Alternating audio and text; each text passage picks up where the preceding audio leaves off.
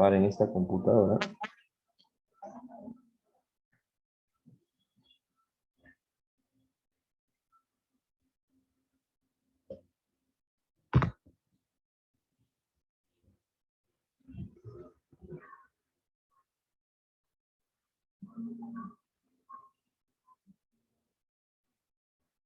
Un segundito, voy a contestar una llamada de...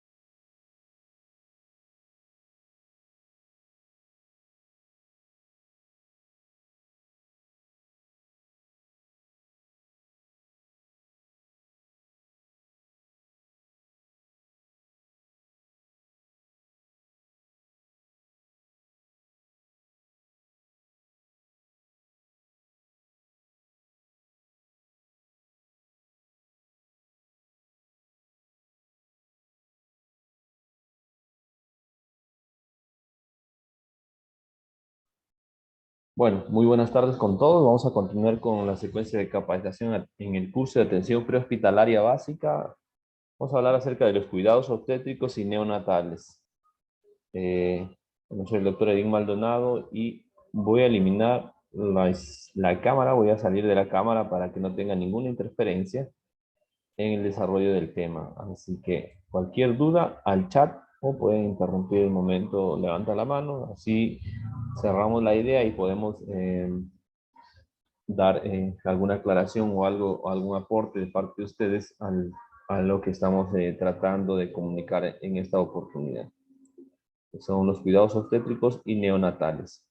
Como introducción, la mayoría de los nacimientos ocurren en un hospital. Esto siempre ha sido así, mucho más ahora que en los últimos 10, 15 años se ha dado énfasis la atención intrahospitalaria o en los centros médicos, centros de salud, o si es por el tema de distanciamiento, de comunidades aisladas, o por el tema de la idiosincrasia también. Hay mucha gente, hay mucha gente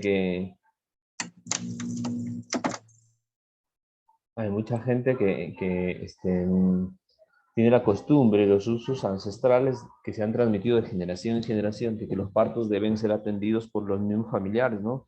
La abuelita, la tía, la comadrona de la comunidad, o puede darse circunstancias que el parto se encadena, el trabajo de parto se desencadena tan rápido que no le da chance de poder asistir a un establecimiento de salud, o es acelerado por un accidente, por alguna caída, un golpe, una contusión, o que pueda hacer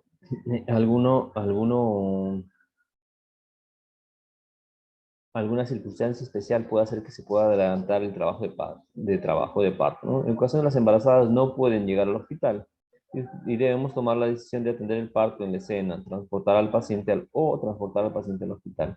Ahí nosotros vamos a tener que evaluar al paciente y tomar la mejor determinación en el momento. ¿Qué es más prudente, atenderlo ahí o llevarlo al hospital? Imagínense que ya llega un proceso expulsivo. Entonces ese parto ya es inminente, ya no puede darnos chance o tiempo de poder llegar a un hospital. Pero si todavía está en proceso de parto, o sea, que no está en el proceso expulsivo, que no está coronando, que no está saliendo la cabecita, tratamos de hacer que relaje la paciente y llevarlo al hospital, pues porque ahí no vamos a tener mejores condiciones de poder atenderlo, ¿no? Anatomofisiológicamente, el aparato reproductor femenino, los ovarios son dos glándulas, una a cada lado del útero. Cada ovario contiene miles de folículos o de óvulos y cada uno de ellos contiene un óvulo, ¿no? La ovulación ocurre aproximadamente 2 semanas antes de la menstruación. Es decir, después, si una persona menstrua cada 28 días, en el día 14 es el proceso de ovulación aproximadamente. Las trompas de falopio se extienden a los lados del útero, que son como los conductos por donde viene desde el útero, perdón, desde los ovarios hasta el útero, el óvulo, ¿no? La fecundación por lo regular ocurre cuando un espermatozoide encuentra el óvulo dentro de la trompa de falopio, ¿no? Se va a su encuentro y es fecundado. Nuevamente retornan para llegar pues, a implantarse en lo que es el útero, ¿no? El huevo fecundado continúa en dirección del útero donde se desarrolla y forma un embrión. El útero es un órgano muscular que rodea y protege al feto en el desarrollo, produce contracciones durante el trabajo de parto, ayuda a impulsar al feto a través del canal del parto. El canal del parto se compone de la vagina y el tercio inferior del útero, denominado cervix o cuello uterino. Entonces tenemos una gestante, este es el introito vaginal, la vagina, el cervix o cuello uterino, este es el útero como tal, y el fondo uterino. Entonces tenemos el líquido amniótico que está recubriendo o en el que está reposando o protegido nadando el feto, la placenta. Por la parte hacia adelante tenemos la vejiga, que cuando una mujer está embarazada está un tanto comprimida, no deja que se expanda mucho, por eso es que la mujer embarazada micciona más veces que una mujer que no está embarazada, porque esa vejiga no tiene tanta capacidad de distensión. Encontramos la sínfisis del pubis. Para la parte posterior hay una comprensión sobre el sacro, sobre la última porción de la columna vertebral. Entonces, cuando el bebé ya está en trabajo de parto, esto se va dilatando. Esta telita de aquí se va haciendo muy delgadita, eso se llama borramiento, dilatación y borramiento, y entonces el proceso de parto con el producto que se introduce la cabeza en el canal del parto, en el canal vaginal, y eso va a hacer presión hacia adelante, hacia atrás. La mujer va a sentir una sensación de querer defecar porque hay una compresión en la ampolla rectal y eso ya les hace a ustedes presumir, cuando hay una compresión de la ampolla rectal, es porque la cabeza del feto producto ya ha entrado en el canal vaginal del parto. Y eso ya no hay vuelta atrás, ese producto ya está en camino. La vagina es la cavidad más externa del aparato reproductor femenino, forma parte inferior del canal del parto, completa el pasaje del útero hacia el mundo exterior del nuevo ser, ¿no? Las mamas producen la leche que pasa por pequeños conductos, los conductos galactófagos, hasta los pezones a fin de nutrir al recién nacido. Cuando el recién nacido llega al mundo, se empieza a estimular pues la producción de la leche, ¿no? Por la hormona, la, eh, la, cuando el bebé empieza a succionar, hace que se estimule la producción de la leche a través de las hormonas. Entonces, ese contenido se llama, algunos lo conocen como el calostro, ¿no? Que es una leche totalmente transparente o amarillenta, que no tiene un aspecto lechoso específicamente, sino más bien a leche cortada, ¿no? Ahí, en esa parte de la leche, las primeras amamantaciones, se encuentran pues muchas inmunoglobulinas que van a defender o que van a ir a formar parte del sistema inmunológico del bebé o del recién nacido, ¿no? Entonces dicen o lo comparan como si fuese la administración de una vacuna al recién nacido, de tal manera de que esa leche pues hace de que se pueda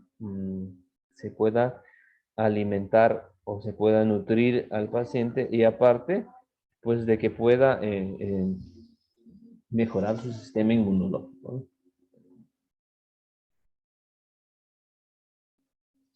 La placenta se adhiere a la pared del útero y proporciona el alimento al feto. Entonces, a través de la placenta se van transfiriendo o se van pasando todos los nutrientes para que el desarrollo del feto sea adecuado, ¿no? La placenta mantiene separada la circulación de la madre y del feto, pero permite el paso de nutrientes entre ellos. Cualquier sustancia ingerida por una embarazada tiene el potencial de afectar al feto. Hay medicamentos que atraviesan la barrera hematoplacentaria, ¿no? Que atraviesan la sangre del bebé, de la madre, y llega a la sangre del bebé, y atraviesan la placenta. Entonces, hay que tener mucho cuidado con la administración de ciertas sustancias, fármacos o medicamentos. O lo mismo, ¿no? De que cuando hagamos un tratamiento, también va a tener algún tipo de repercusión en el producto. Entonces, de ahí es que nosotros también al momento de hacer una atención de una mujer embarazada, no solamente atendemos a la madre, sino debemos ver la viabilidad fetal, eh, también la viabilidad fetal, y vamos a ver también de que no esté en sufrimiento fetal el producto, ¿no? El cordón umbilical conecta a la madre con el feto a través de la placenta. La vena umbilical transporta sangre oxigenada desde la placenta al feto. Las arterias umbilicales llevan sangre desoxigenada del feto a la placenta. Entonces, cuando ustedes van a encontrar tres grandes vasos ahí en la placenta, ¿no? Entonces, muchas veces es difícil de que cuando no hay un entrenamiento adecuado de canalizar una vía en un recién nacido, entonces en el momento se puede canalizar a través del cordón umbilical, ¿no? Cuando recién ha sido cortado. Y ese procedimiento se llama canalización onfálica, ¿no? Vía onfálica a través del cordón umbilical. Entonces el cordón umbilical también nos sirve para poder administrar medicamentos como vía, ¿no? En las venas del cordón umbilical como vía de administración de medicamentos para el recién nacido. El feto se desarrolla dentro de un receptáculo membranoso lleno de líquido llamado saco amniótico. Es una bolsa, literalmente, donde dentro está el líquido amniótico, ¿no? Que va a contener entre 500 a 1000 ml de líquido amniótico. El líquido ayuda a aislar y proteger al feto. Es decir, que el feto está en una especie de piscina nadando y que eso hace que se proteja, ¿no? Que se proteja, pero también hace de que el feto está orinando dentro de ese líquido amniótico y puede que también el feto del producto en el momento, ya el momento del parto, cuando se demora o los partos son muy prolongados, puede que defeque, ¿no? Y sale con eh, unas heces verduzcas dentro de lo que es la bolsa, ¿no? De la membrana o del saco amniótico. Entonces, unas heces verduzcas, eso hace que probablemente el bebé o el recién nacido pueda entrar en alguna infección o sepsis neonatal.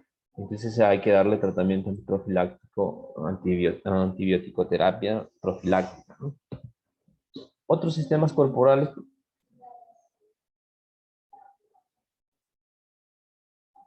otros sistemas corporales presentan cambios durante el embarazo, cambios respiratorios, eh, cambios cardiovasculares y cambios musculoesqueléticos. ¿Qué cambios pueden producirse? Como por ejemplo respiratorios, la mujer va a aumentar la frecuencia respiratoria o se va a volver más lenta. Va a respirar más rápido porque está con un peso, ¿no?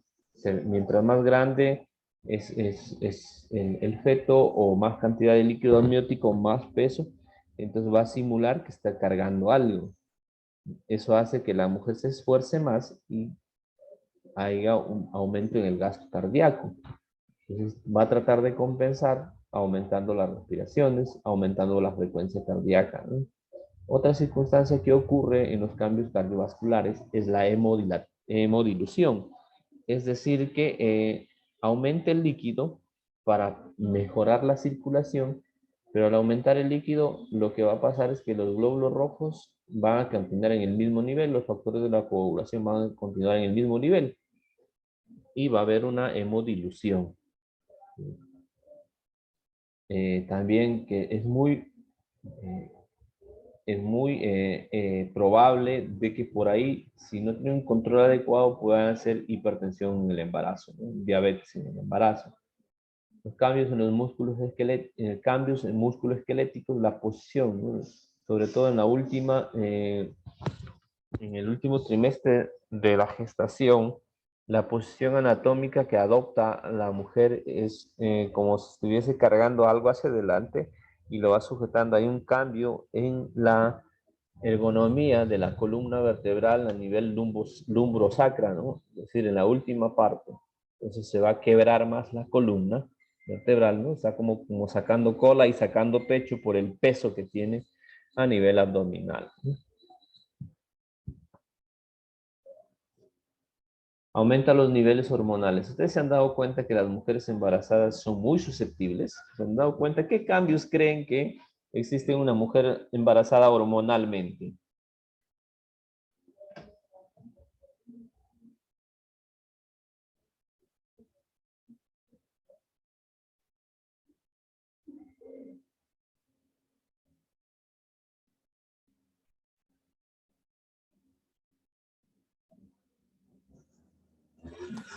¿La oxitocina sube, doctor? Sí, pero ¿cómo se manifiesta eso? O sea, ¿qué cambios clínicos pueden identificar ustedes Da más sueño, más hambre, quizás.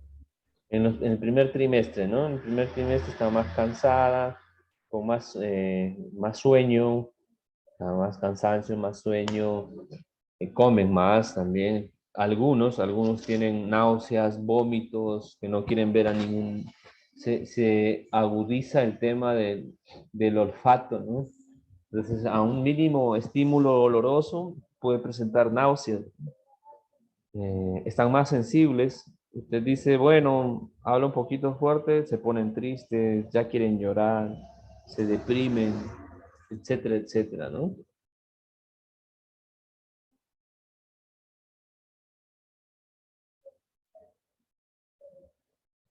O no han podido identificar ustedes, o nunca han visto una mujer embarazada.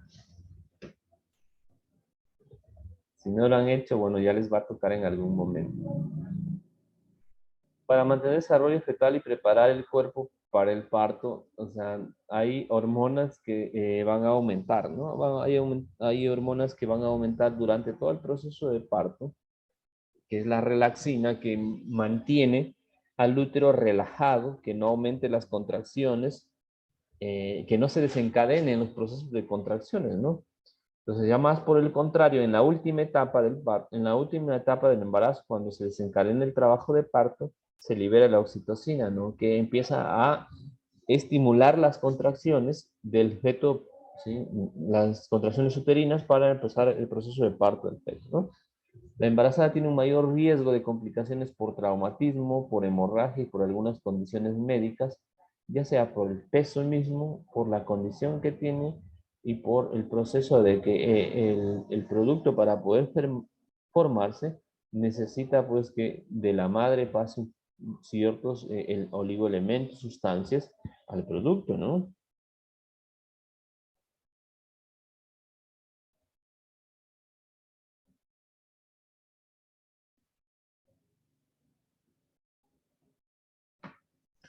Entonces el útero se desplaza de su posición normal subiendo de tamaño, aumentando de tamaño y subiendo posiciones en la parte superior del abdomen, ¿no?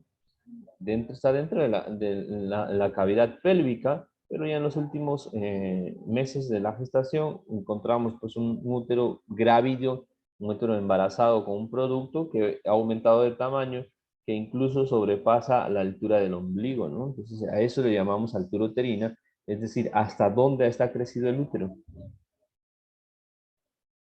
Durante el segundo trimestre se produce un rápido crecimiento uterino. A medida que crece el útero, empuja hacia arriba el diafragma y lo desplaza. Entonces, fisiológicamente, sabemos que el diafragma es el principal músculo de la respiración y si está contenido la cavidad abdominal por un útero gravídico que está empujando al diafragma, ¿qué pasará con la persona? Fisiológicamente, ¿qué pasará con la persona? ¿Podrá respirar mejor, bien o con un poco de dificultad?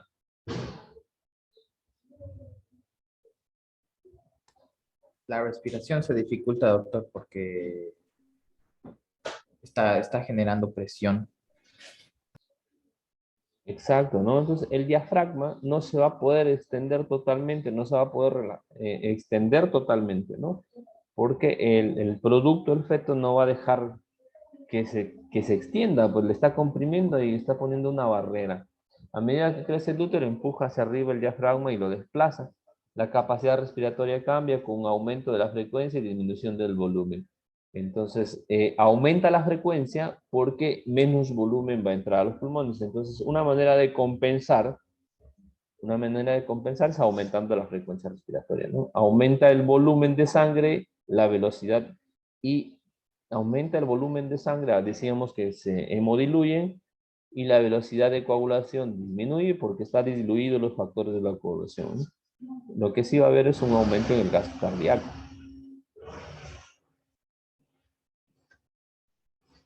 En el último trimestre, en el tercer trimestre, existe un mayor riesgo, ¿sí?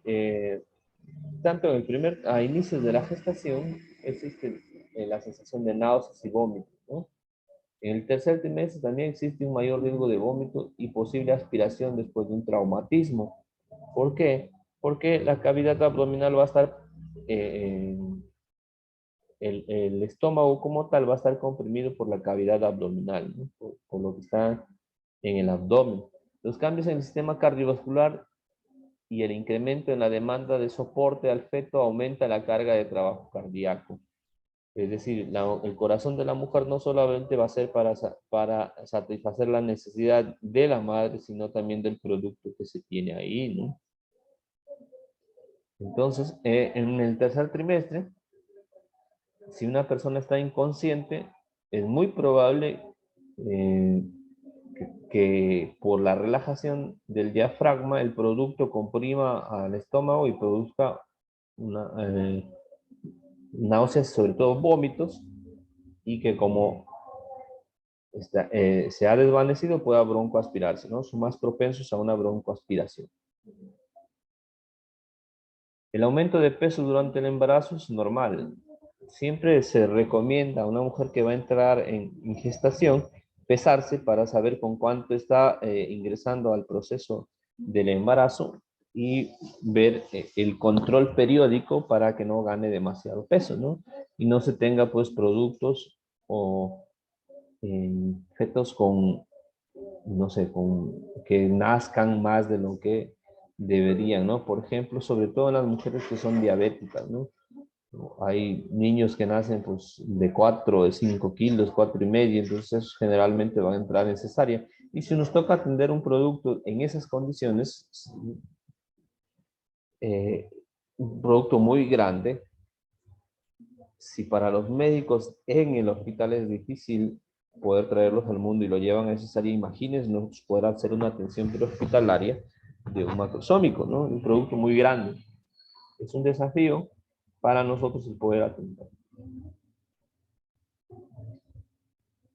Entonces, en la mujer hay un aumento de peso durante el embarazo y es normal. Este aumento de peso simula pues a que la mujer está cargando algo, ¿no? Como está cargando algo, va a haber una afectación en las articulaciones y los cambios en el centro de gravedad del cuerpo aumenta, eh, eh, ya no va a ser lo mismo. Entonces, como no estás acostumbrada a tener un peso adelante, vas a tener que hacer un equilibrio, ¿no? Y por eso es muy propenso a que se puedan caer. La mayoría de las embarazadas están sanas. Siempre se recomienda que se haga un control periódico. ¿Cuántos controles recomienda el Ministerio de Salud para una mujer embarazada? Por lo menos, para que se diga que está controlada.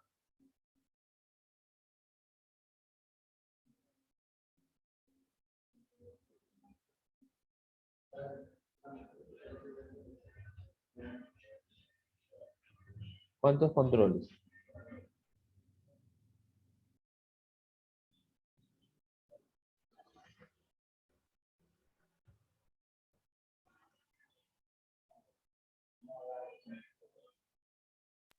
Uno en cada trimestre, doctor, quizás. Por, la norma dice por lo menos 4 controles prenatales durante todo el proceso del parto. Ahí se denomina controlada. Eso es lo mínimo. Lo máximo las veces que se necesite y un promedio estamos hablando de 7 controles más o menos, ¿sí?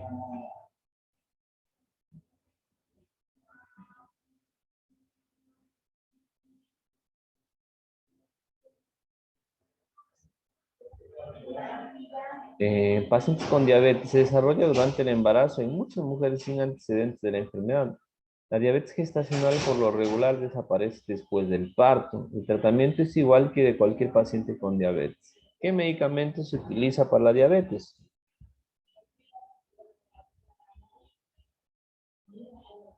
Insulina.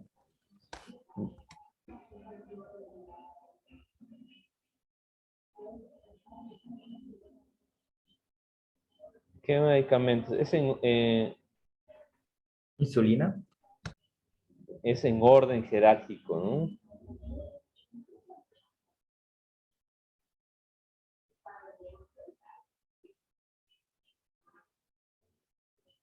Es en orden. Imagínense cuando recién se diagnostica, vamos viendo los niveles, ¿no? Un valor de referencia de la glucosa es de 70 a 110 miligramos por decilitro de glucosa en ayunas. Estamos hablando de una persona que en la noche cenó su cena habitual y en la mañana siguiente se le tomó una muestra de sangre y debe tener esos valores. Pero si la persona tiene, ponle 140, entonces lo que vamos a decir es que mejore la dieta, la alimentación, que consuma mucho líquido y le vamos a volver a repetir. Y hablamos de un paciente que tiene muchos factores de riesgo para desarrollar una diabetes mellitus. No podemos diagnosticar de frente diabetes mellitus, ¿no? Pero se conoce, ¿no? Como que ese paciente ya está con algún tipo de resistencia a la insulina o tiene alguna alteración en el portador C de la insulina. Entonces vamos a recomendarle mejorar la dieta, consumo de agua, algo de actividad física. Si por el contrario, ¿no? Un paciente le encontramos en el primer control más de 180, de frente catalogamos como paciente diabético, ¿no? Es un paciente diabético siempre y cuando se ha corroborado que esos valores son reales, ¿no? Ese paciente diabético empieza con un esquema de tratamiento y vamos con glibenclamida y metformina. Generalmente iniciamos solamente con metformina. La metformina viene de 500, de 850 y de 1 gramo. Se le da una tableta después de la comida principal, es decir, generalmente nuestra comida principal es el almuerzo, entonces vamos a tomar una tableta después del almuerzo. Con eso vamos viendo si eso es suficiente. Le hacemos un control nuevamente. Si eso es suficiente, ahí queda. Si no es suficiente, entonces en unas semanas posterior le hacemos el control. Si no es suficiente, vamos a administrarle glibenclamida. Glibenclamida 30 minutos antes o 1 hora antes de los alimentos. 10 miligramos o 5 miligramos de glibenclamida y 1 hora o después de los alimentos, 1 hora metformina, ¿no? Puede ser 500, 850 o 1 gramo dependiendo del peso de la persona. Puede ser una vez al día o puede ser 2 veces al día, después de las 2 comidas principales. Eso nos va a ayudar a regularlo, ¿no? Si eso no es suficiente y vemos pacientes que tienen 280, 300 de glucosa a pesar de estar con metformina o glibenclamida o no responde de plano a esos medicamentos, entonces ya nos vamos a la insulina, ¿no? Hay dos tipos de insulina. Hay una insulina rápida y hay una insulina que es de mantenimiento, ¿no? Hay una insulina que vamos a hacer las correcciones, de correcciones. Entonces, estamos hablando de insulinas. Por ejemplo, un paciente tiene 400 de diabetes, ¿no? De glucosa, perdón, y así quiero hacer las correcciones. Entonces, voy a darle unidades internacionales de insulina. Más o menos, una unidad de insulina puede corregir hasta 40 miligramos de glucosa por decilitro. Imagínense que tiene 300. Yo debo bajarlo hasta 150, no menos. Haciendo un cálculo de 150, entonces debo corregir 150. Para 300 debo más o menos, decíamos que entre 30 a 40 unidades, más o menos es lo que corrige, ¿no? Para que pueda corregir, el paciente tiene que estar bien hidratado. Entonces, el paciente bien hidratado puede corregir. Decíamos que va a corregir entre 30 a 40 unidades internacionales por cada, 30 a 40 miligramos por decilitro por cada unidad internacional. Decíamos que el paciente tiene 300, mi meta es bajarlo a 150, entonces debo dar medicamentos o insulina para corregir 150. 150 entre 30 a 5 unidades. Es un promedio que debo dar y vamos a ver la respuesta. No todos los pacientes responden iguales. Decíamos que hay muchos factores, como por ejemplo, una buena hidratación, o que ya el paciente tenga una resistencia pues, a la insulina, ¿no? O sea, que ya se ha administrado muchas veces y que ese medicamento, al igual que cualquier otro fármaco, puede ser resistencia. Entonces también debemos prever eso, ¿no? Trastornos hipertensivos. La preeclampsia es una complicación común. La hipertensión inducida por el embarazo se puede presentar después de la semana 20 de gestación, así que tienen en el control permanente, ¿no? Entonces, los signos y síntomas incluyen hipertensión grave, cefalea intensa o persistente, anomalías visuales, edema de manos y pies y ansiedad. Eso es como lo que se conoce como preeclampsia, ¿no? Y la eclampsia se caracteriza por la aparición de convulsiones que ocurre con resultado de la hipertensión. Para el tratamiento de convulsiones, coloque a la paciente en decúbito lateral, mantenga la vía aérea permeable, de ser necesario administre oxígeno suplementario. Si se produce vómito, despeje la vía aérea, provea rápido un transporte y solicite la unidad de soporte vital avanzado. Además, estos pacientes se canaliza una vía endovenosa y se va a poner sulfato de magnesio. ¿Sí? Entonces, ¿a qué dosis va a ir el sulfato de magnesio? ¿Cuántas ampollas de sulfato de magnesio?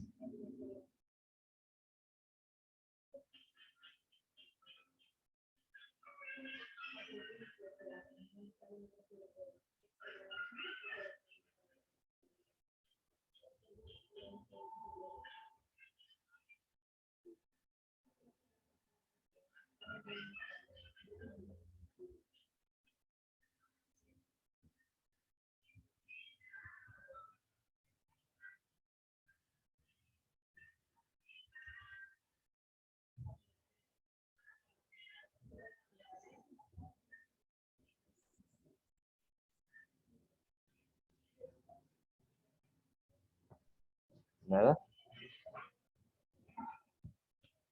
¿Cómo se administra el sulfato de magnesio? Se le puede, imagínense, les voy a poner una pregunta.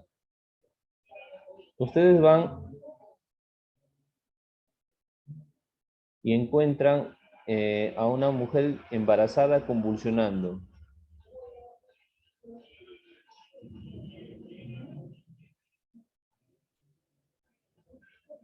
¿Sí? Encuentran en una mujer embarazada convulsionando, ¿no?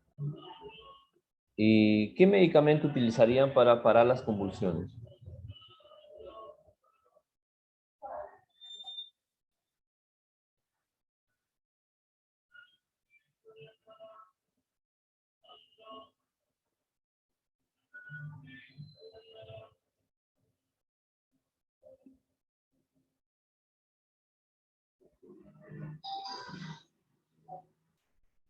¿Qué medicamento les mandan a atender y ven que es una gestante en tercer trimestre y está convulsionando?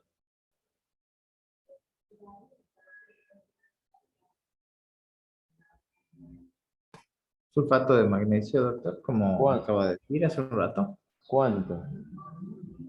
Ahí ya no sabría responder. Bueno, entonces, más o menos es en una mujer adulta van a ir eh, en 2 kilogramos de peso, más o menos, vamos a hacer un cálculo de una mujer promedio, ¿no? De 50 a 70 kilos, pueden ir de 4 a 6 ampollas, le van a pasar, esto se pasa en 1 hora, ¿sí? O pueden ir en 20 minutos, lento, 4 a 6 ampollas, cada ampolla viene de 1 gramo, y le van a pasar lento, ¿no? Y después se deja de mantenimiento una ampollita por hora, dosis respuesta, ¿no? Entonces, nunca lo pasen así en bolo directo, sino diluido. Diluido y lo van a pasar lento, ¿no? Después ya póngale por lo menos unas 2 o unas 4 ampollas, enciende fisiológico, a goteo para unos 20 o 30 minutos, hasta eso pues llegamos al hospital, ¿no? Eso se llama protocolo de la preeclampsia o eclampsia, ¿no? Si ustedes no hacen esas convulsiones, va a permitir o va a impedir que el bebé se oxigene adecuadamente, ¿no? Entonces, En el CLAM se caracteriza por la aparición de convulsiones que ocurren como resultado de la hipertensión. La presión arterial no va a bajar, sino deja de convulsionar. Entonces el sulfato de magnesio, 4 ampollitas en 100 de fisiológico, lo vamos a pasar en 20-30 minutos, y después una ampollita de sulfato de magnesio por hora. Para el tratamiento de las convulsiones, ya decíamos, ponemos de costado, y para la hipertensión, nifedipino o captopril. Transportar a la paciente en decúbito lateral izquierdo puede prevenir también el síndrome de hipotensión supina, consecuencia de la presión de la vena cava inferior por el útero gestante cuando la paciente se encuentra en decúbito supino. Cuando la paciente, no podemos recostarlo del lado derecho porque va a hacer compresión sobre la cava, ¿no? Sobre el retorno venoso específicamente, entonces lo vamos a poner de cúbito lateral izquierdo porque la arteria va a hacer más presión y va a permitir nomás que se pueda, que pueda pasar pues la sangre, ¿no?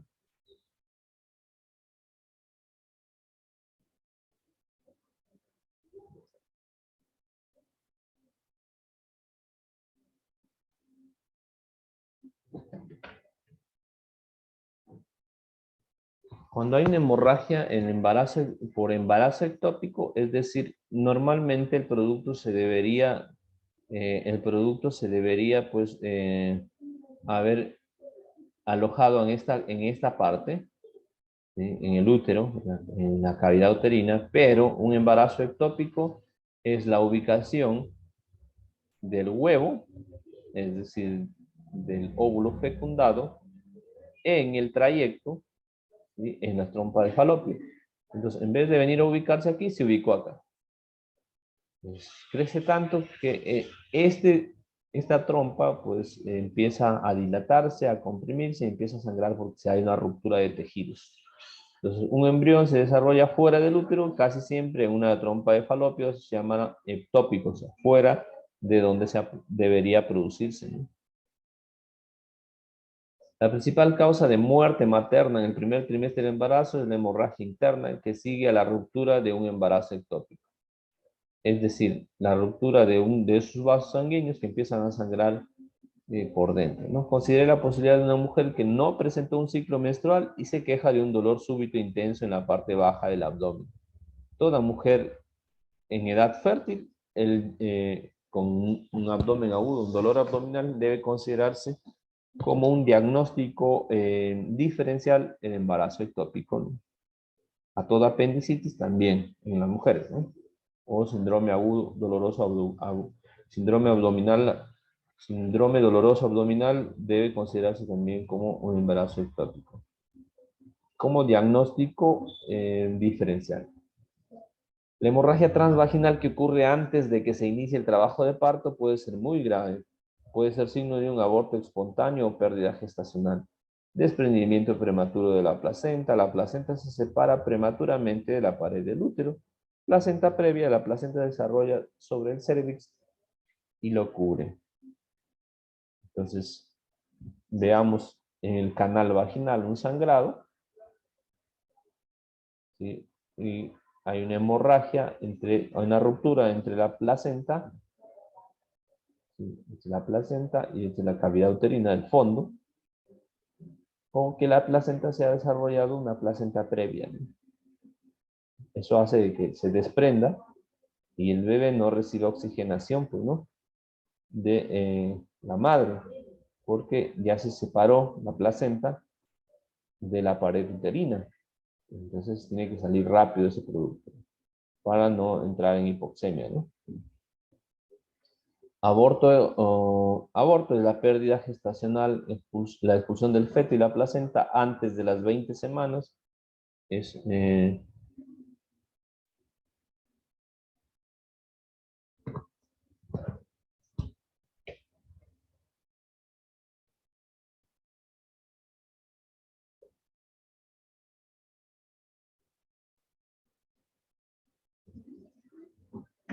entonces, se considera aborto la expulsión del feto y la placenta antes de las 20 semanas, ¿no? Puede ser espontáneo o inducido. Espontáneo, sin la acción de nada, de aparición repentina brusca, o inducido por el uso de alguna sustancia, ¿no? Inducido por algún fármaco. Generalmente, cuando se quiere interrumpir hay muchos fármacos que pueden inducir el trabajo de parto.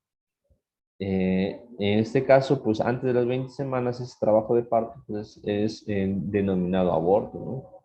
Como, por ejemplo, medicamentos que se utilizan en el control de las úlceras gástricas, que como efecto adverso tiene pues la estimulación de las contracciones uterinas, como el misoprostol, ¿no? El misoprostol que en su eh, creación original fue para las úlceras gástricas, ¿no? Fue creado o indicado o formulado para el tratamiento de las úlceras gástricas, ¿no? Dentro de las indicaciones está indicado para la curación de la úlcera duodenal y úlcera gástrica, incluyendo las inducidas por fármacos antiinflamatorios no esteroideos en pacientes artríticos en riesgo, mientras continúa su tratamiento con AINES. Además, se puede utilizar para profilaxis de las úlceras inducidas por los medicamentos. Entonces, esa es la indicación, pero como un efecto adverso, tiene que desencadenar las contracciones uterinas, por eso es que se utiliza como inductor del trabajo de parto, ¿no? Las complicaciones más graves son la hemorragia y la infección. Debemos tratar el shock y prever el transporte inmediato. ¿Qué era? ¿Se acuerdan qué era? ¿Cuál es la definición de shock?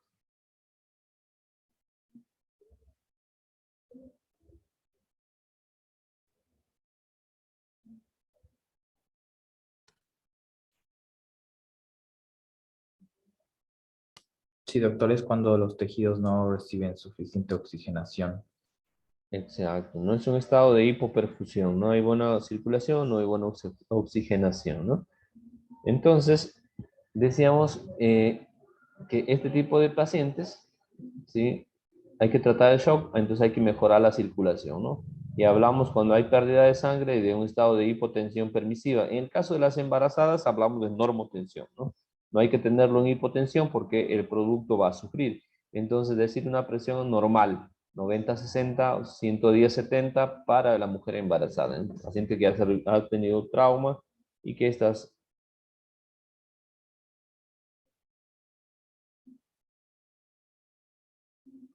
sí, decíamos que las embarazadas tienen mayor riesgo probabilidad de víctimas de violencia doméstica y abuso. Vamos a cerrar bien la idea anterior, ¿no? En el caso de las mujeres embarazadas que han sangrado, no se deja con estado de hipotensión permisiva porque el producto es el que va a sufrir. Entonces, la mujer embarazada en el último trimestre o en cualquier estado del embarazo, manejamos normotensiones. Es decir, 90-60, 110-70 para traumatismos de cráneo, normal. Que esté normotensa, está bien. No hay que aumentarle la presión arterial tampoco porque vamos a seguir hemodiluyendo. Recuerden que estos pacientes ya están hemodiluidas de por sí. El abuso. Las embarazadas tienen mayor probabilidad de ser víctimas de violencia doméstica y abuso.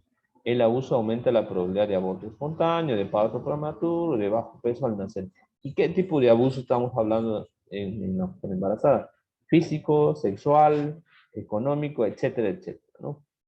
Entonces nosotros como proveedores de atención prehospitalaria, proveedores de salud, somos los que vamos a abogar por nuestro paciente y debemos determinar en qué circunstancias se encuentra, ¿no?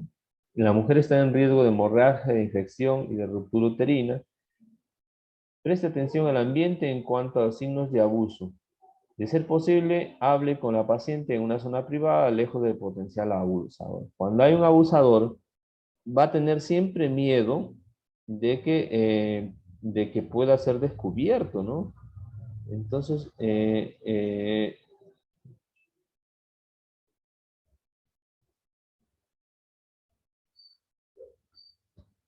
va a tener miedo de ser descubierto, por eso es que siempre va a estar al lado de la paciente. Entonces, trate siempre de que cuando queremos conversar algunas circunstancias o algunas condiciones especiales, debemos aislarlo del abusador, ¿no? Nos quedamos solamente personal de salud o con algún familiar que no sea el esposo para que nos pueda contar o hablar y poder canalizar su ayuda si es que así lo requieren, ¿no? ¿Cuáles indicios qué indicios podemos tener alrededor de una paciente que es abusada? ¿Qué nos podría hacer presumir de que esa mujer es abusada?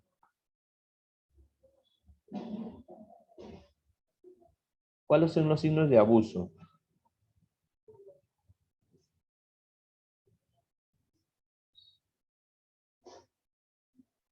Sumisión ante el abusador. Sí, ¿qué más?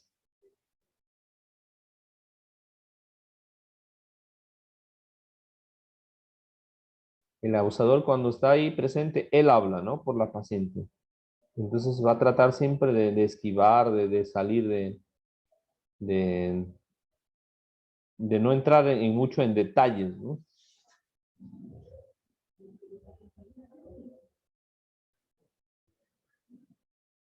¿Qué más?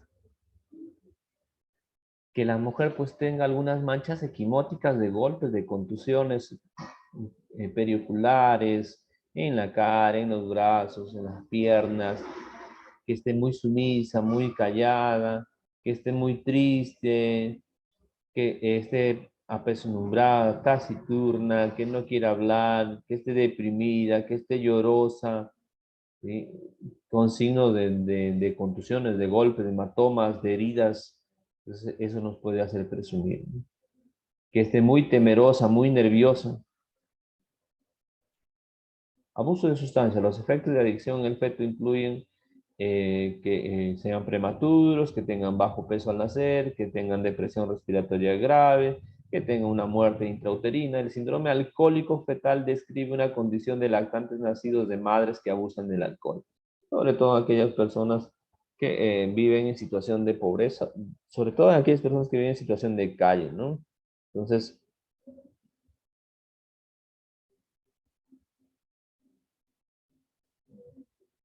entonces, los efectos de la adicción se pueden manifestar de diferentes formas y pueden tener diferentes condiciones, ¿no? El síndrome alcohólico fetal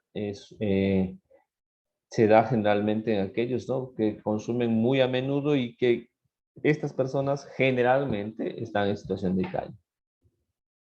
Presta especial atención a su seguridad, busque pistas de que puede estar manejando a una paciente adicta. Es probable que el recién nacido necesite reanimación inmediata. Cuando tenga este tipo de pacientes, generalmente pues van a tener que hacer la reanimación cardiopulmonar o van a tener que darle soporte ventilatorio, ¿no?, a estos pacientes. Consideraciones especiales para consideraciones especiales para traumatismos y el embarazo. Una mujer embarazada.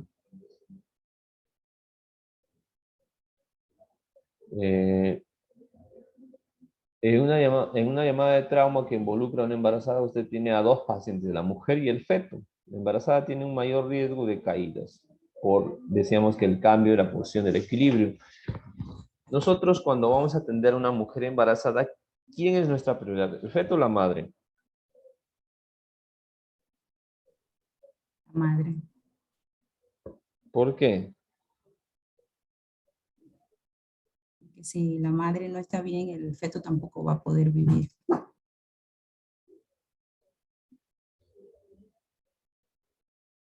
Exacto, ¿no? Entonces, nuestra prioridad es estabilizar a la madre, pero eso no quiere decir que no vamos a evaluar al producto, ¿no? Y le vamos a hacer por lo menos una fetocardia, ¿no? ¿Cuál es el valor de referencia de la frecuencia cardíaca del feto?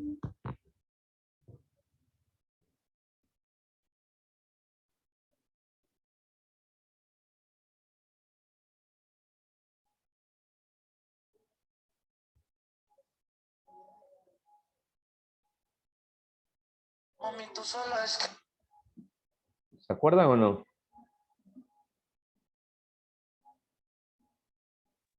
¿160? ¿De 160 hasta cuánto?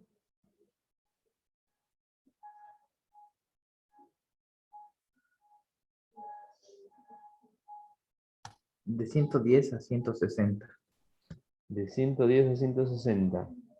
Sí, por ahí más o menos, ¿no? 120 a 160 es una referencia para la frecuencia cardíaca fetal. Entonces, si un paciente está con 110, imaginemos lo que nos acaba de decir nuestro compañero, entonces está con 110, eso significa que hay una disminución en la frecuencia cardíaca y el producto está en sufrimiento fetal. Si está por encima de 160, también nos indica que está en sufrimiento fetal. Entonces, algo está descompensando ahí al producto. Alguna alteración en la madre. ¿Sí? Entonces, debemos optimizar el tratamiento a la madre, ¿no? Para poder llegar a estabilizar al producto. La embarazada tiene un mayor riesgo de caídas por un cambio en el punto de equilibrio. ¿Qué consideraciones especiales? La embarazada tiene una mayor cantidad de volumen sanguíneo total general y un incremento del 20% en su frecuencia cardíaca. Es decir, aumenta la frecuencia cardíaca por una hemodilución. Pueden presentar una pérdida significativa de sangre antes de que usted detecte signos de shock. Como está hemodiluida, hay mucho volumen para desequilibrar. Tiene que pasar mucho tiempo o mucha sangre. El útero es vulnerable a traumatismos penetrantes y lesiones cerradas. En una colisión de vehículos de motor puede presentarse una hemorragia grave debido a lesiones en el útero de la gestante. El traumatismo es una de las principales causas de desprendimiento prematuro de la placenta. Los síntomas comunes incluyen hemorragia transvaginal y dolor abdominal intenso. La posición inadecuada del cinturón de seguridad puede causar lesión a una embarazada y al feto. Cuando viene en circular, con un cordón circular, pues se debe prever. ¿Cómo me doy cuenta que un producto está viniendo con una circular o con doble circular de cordón umbilical? Pues cuando está saliendo, ya está coronando la cabecita, sale, y pum, regresa de nuevo. No, segundo intento, sale, ya ven que está saliendo, que normalmente debería salir, y otra vez retorna. Entonces, cuando está saliendo, ponen el dedito por el costado y lo llevan hacia el cuello del producto. Si hay circular, tienen que pues, tratar de desenvolverlo, ¿no? Si es una circular, si es doble circular, meten los dos dedos, se pinza ahí, hay que cortarlo para sacarlo. Si hay un paro, el tratamiento es igual como para cualquier paciente, como cualquier neonato, ¿no? Y si la mujer embarazada, también la reanimación con cualquier persona adulta entra en paro. Usted debe centrar en la evaluación y el manejo de la mujer, siga los lineamientos al tratar a una embarazada con traumatismo, mantenga la vía aérea permeable, administre oxígeno de alto flujo, asegure la ventilación adecuada, valore la circulación, transporta a la paciente en decúbito lateral izquierdo. ¿Por qué dijimos en decúbito lateral izquierdo?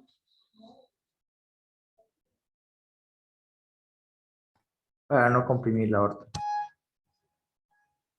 Para no comprimir, no, la aorta no, la aorta normal se va a esforzar. Si está de decúbito lateral izquierdo, está sobre la aorta y es mejor porque la aorta al hacer esfuerzo va a pasar nomás. Porque si lo ponemos en el lado derecho va a comprimir el retorno venoso del sistema porta y de la cava inferior. ¿Sí? ¿Se entiende? Si lo pongo del lado derecho, me va a comprimir todo el retorno del sistema venoso de la vena, del sistema porta, es decir, del abdomen y de la vena cava inferior. Entonces me va a comprimir, ¿sí? Sobre todo del sistema porta, ¿no? De la vena hepática.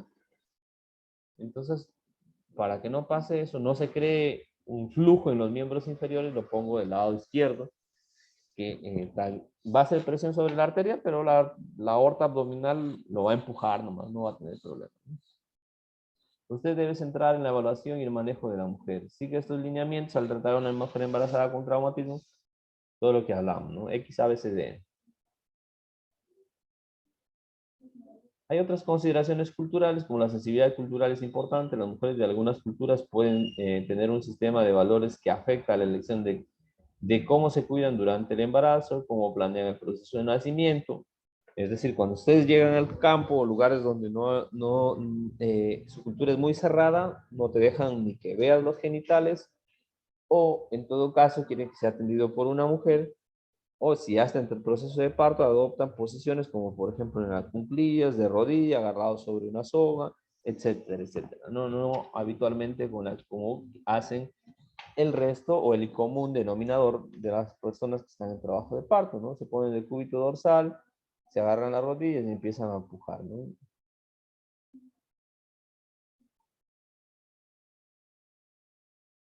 Entonces, eso es lo que hacemos, ¿no?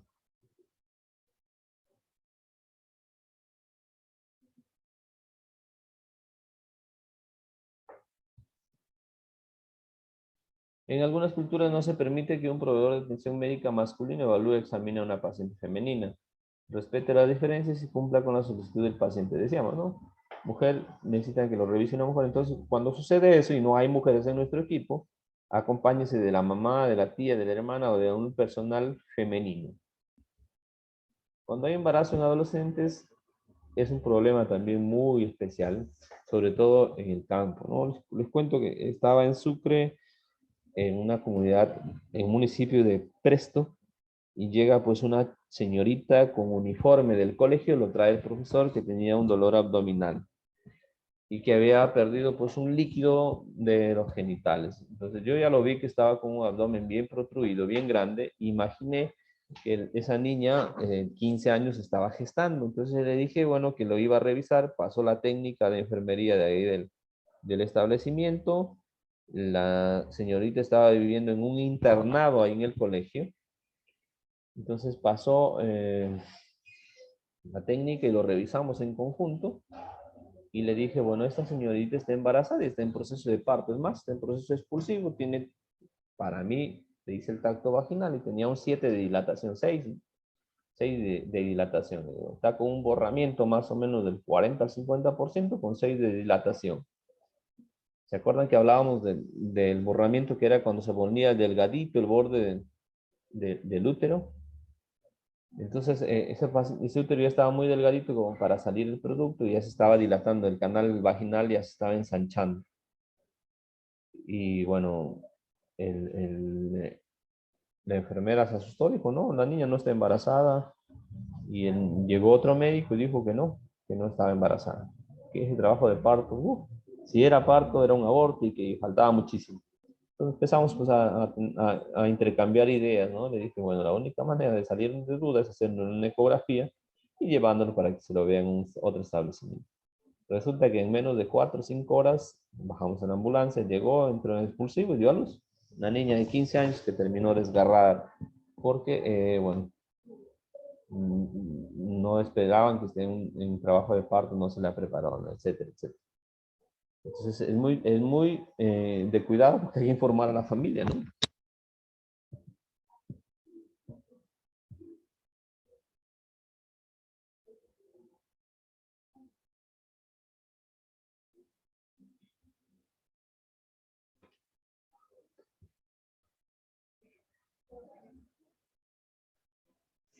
¿Cómo hacemos la evaluación del paciente? El parto rara vez es un evento inesperado, aunque en ocasiones se vuelve una emergencia, es decir, 9 meses de gestación, siempre en algún momento ya vamos a, sobre todo en el último trimestre, sabemos que van a tener que nacer el bebé, ¿no?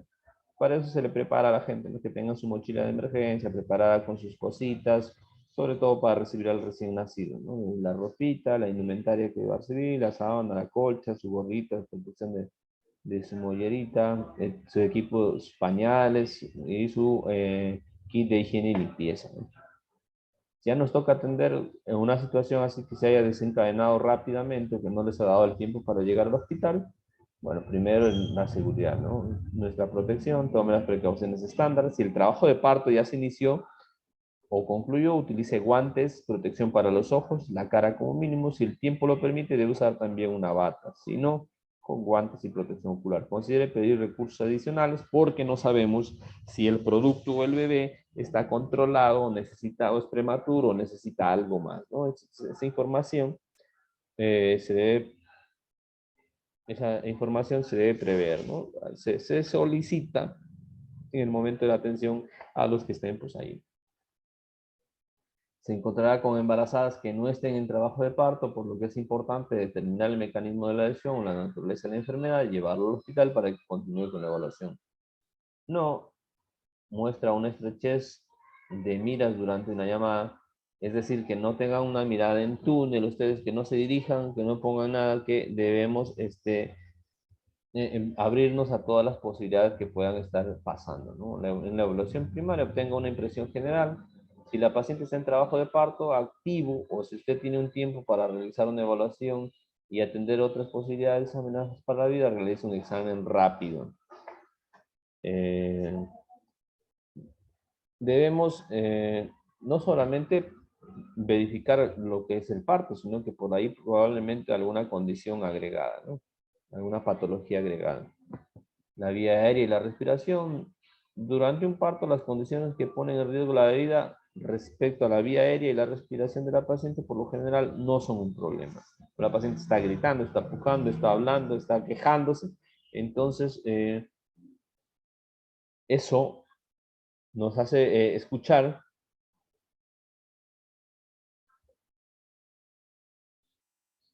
nos hace prever o nos hace ver, ¿no? Que nosotros escuchamos gritando, quejándose, que está hablando, que está llorando, presumimos que la vía aérea está permeable, ¿no? Entonces imaginemos un paciente con una colisión de un vehículo, motor o un asalto o cualquier otra condición médica que pueda representar una amenaza para la vida. Debemos prever de que la vía aérea sea permeable porque decíamos que los fetos son muy susceptibles a la pérdida de oxígeno, ¿no? Son oxígenos dependientes, al igual que los pediátricos, ¿no? Entonces debemos prever de que la madre tenga un buen intercambio gaseoso. En el tema de la circulación, es de esperar la pérdida de sangre después del parto, más una hemorragia, más no una hemorragia muy significativa, ¿no? Debemos evaluar que la hemorragia no ponga en riesgo la vida. ¿Cómo nosotros valoramos la cantidad de sangre? De acuerdo a los paños o toallas que ha perdido, generalmente un paño o toalla higiénica está entre los 70 a 100 ml, bien empapada, ¿no? Una toalla higiénica grande está entre los 70 a 100 ml de sangre que se ha perdido. Entonces, ¿cuántas toallas va cambiando? Vamos a hacer un cálculo de cuánta sangre ha perdido, ¿no? Si, a pesar de haber recibido la medicación, eh, se le ha hecho la limpieza y se ha sacado los restos placentarios adecuadamente, se ha visto todos los cotiledones de la placenta y no hay ningún pedazo, entonces debemos prever de que se está produciendo una atonía uterina, que el útero no está regresando a su tamaño normal y debemos empezar a controlarlo, ¿no? Estos pacientes siempre se toma la decisión de transportarlo. Todo parto debe ser llevado, domiciliario debe ser llevado al hospital para continuar la valoración del recién nacido, se le administra los fármacos, como por ejemplo al recién nacido, ¿qué medicamento utilizamos para prevenir la hemorragia del recién nacido?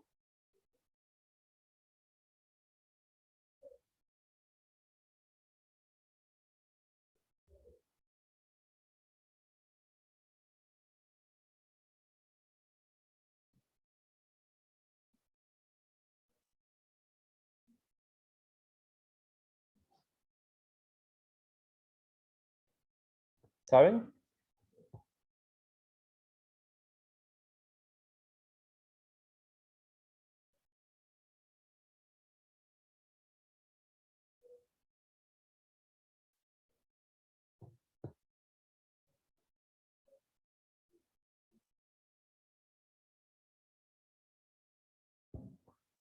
¿Saben?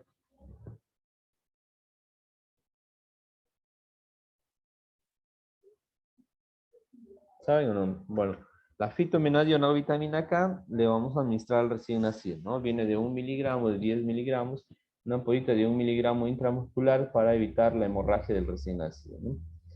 La decisión del transporte, si el parto es inminente, prepárese para el parto en la escena. Si el parto no es inminente, prepárese para que el paciente sea transportado. ¿Cómo me doy cuenta que el parto es inminente?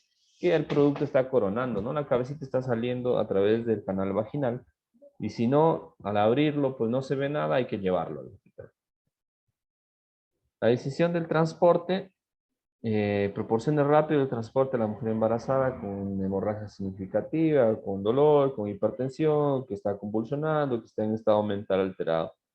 Entonces decíamos, pues, si la mujer está con hipertensión, adelante Matías. Doctor, perdón, la vitamina K es para prevenir la hemorragia en el embarazo y como también en las hemorragias en general, Pero también o sea, va a retrasar el parto. No, no lo entendí muy bien eso. No. Decíamos, la pregunta era, ¿qué medicamento se utiliza para prevenir la hemorragia del recién nacido? Todos los recién nacidos deben administrarse fitomenadiona o vitamina K. Todos los recién nacidos.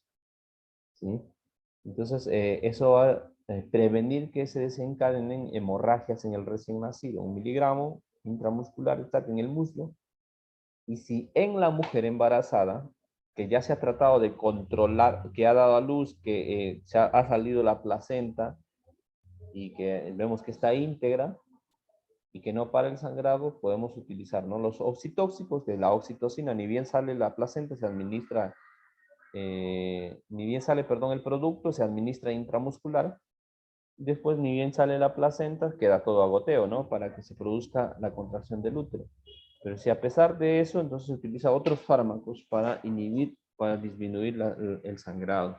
Dentro de ellos está el ácido tranexánico, la vitamina K, que van a ayudar a que se cierren los vasos de Pinar y deje de sangrar. Entonces, la vitamina K para el recién nacido es a todos los recién nacidos, intramuscular 1 miligramo. Para la mujer embarazada, después de haber retirado todos los cotiledones, ¿sí?, se administra fitomenadión o vitamina K, ácido tranexánico, los oxitóxicos como la oxitocina para que se contraiga el útero. ¿Sí? Vamos a hacer una pausa de 5 minutos, por favor, y continuamos, ¿ya? 5 minutos exactos. Continuamos.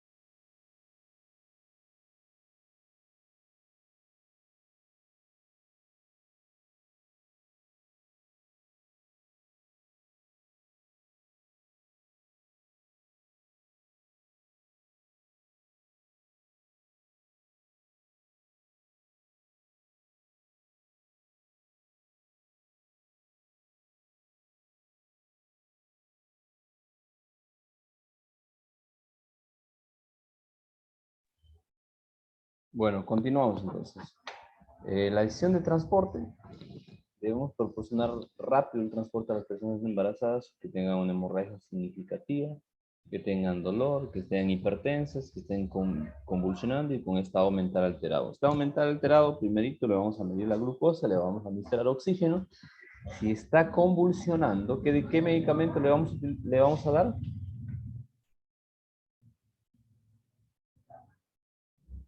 Si está convulsionando, ¿qué medicamento le vamos a administrar?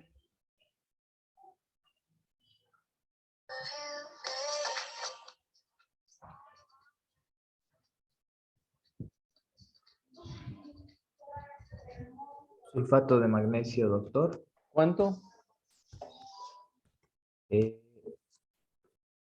50, 70, perdón. Son adultas, son grandes, ¿no? Dependiendo, decíamos, Sí, sí, ¿no? sí, es de 50 a 70 kilogramos, 4 o 6 ampollas en una hora. 4 a 6 Eh, ampollas, ¿no? 4 a 6 sí, ampollas en 100 de fisiológico, le vamos a pasar de 20 a 30 minutos, ¿sí? La primera dosis. Y después una ampollita, ¿sí? Por hora. Una ampollita por hora. ¿Y la hipertensión cómo lo vamos a manejar?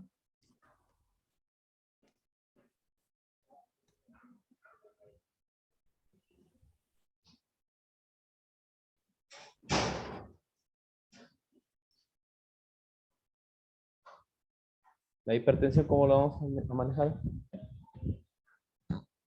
Nifedipina, enalapril, captopril, cualquiera de los antihipertensivos. Si no paramos las convulsiones y dejamos el esquema del manejo de la preeclampsia con el sulfato de magnesio, no va a bajar la presión.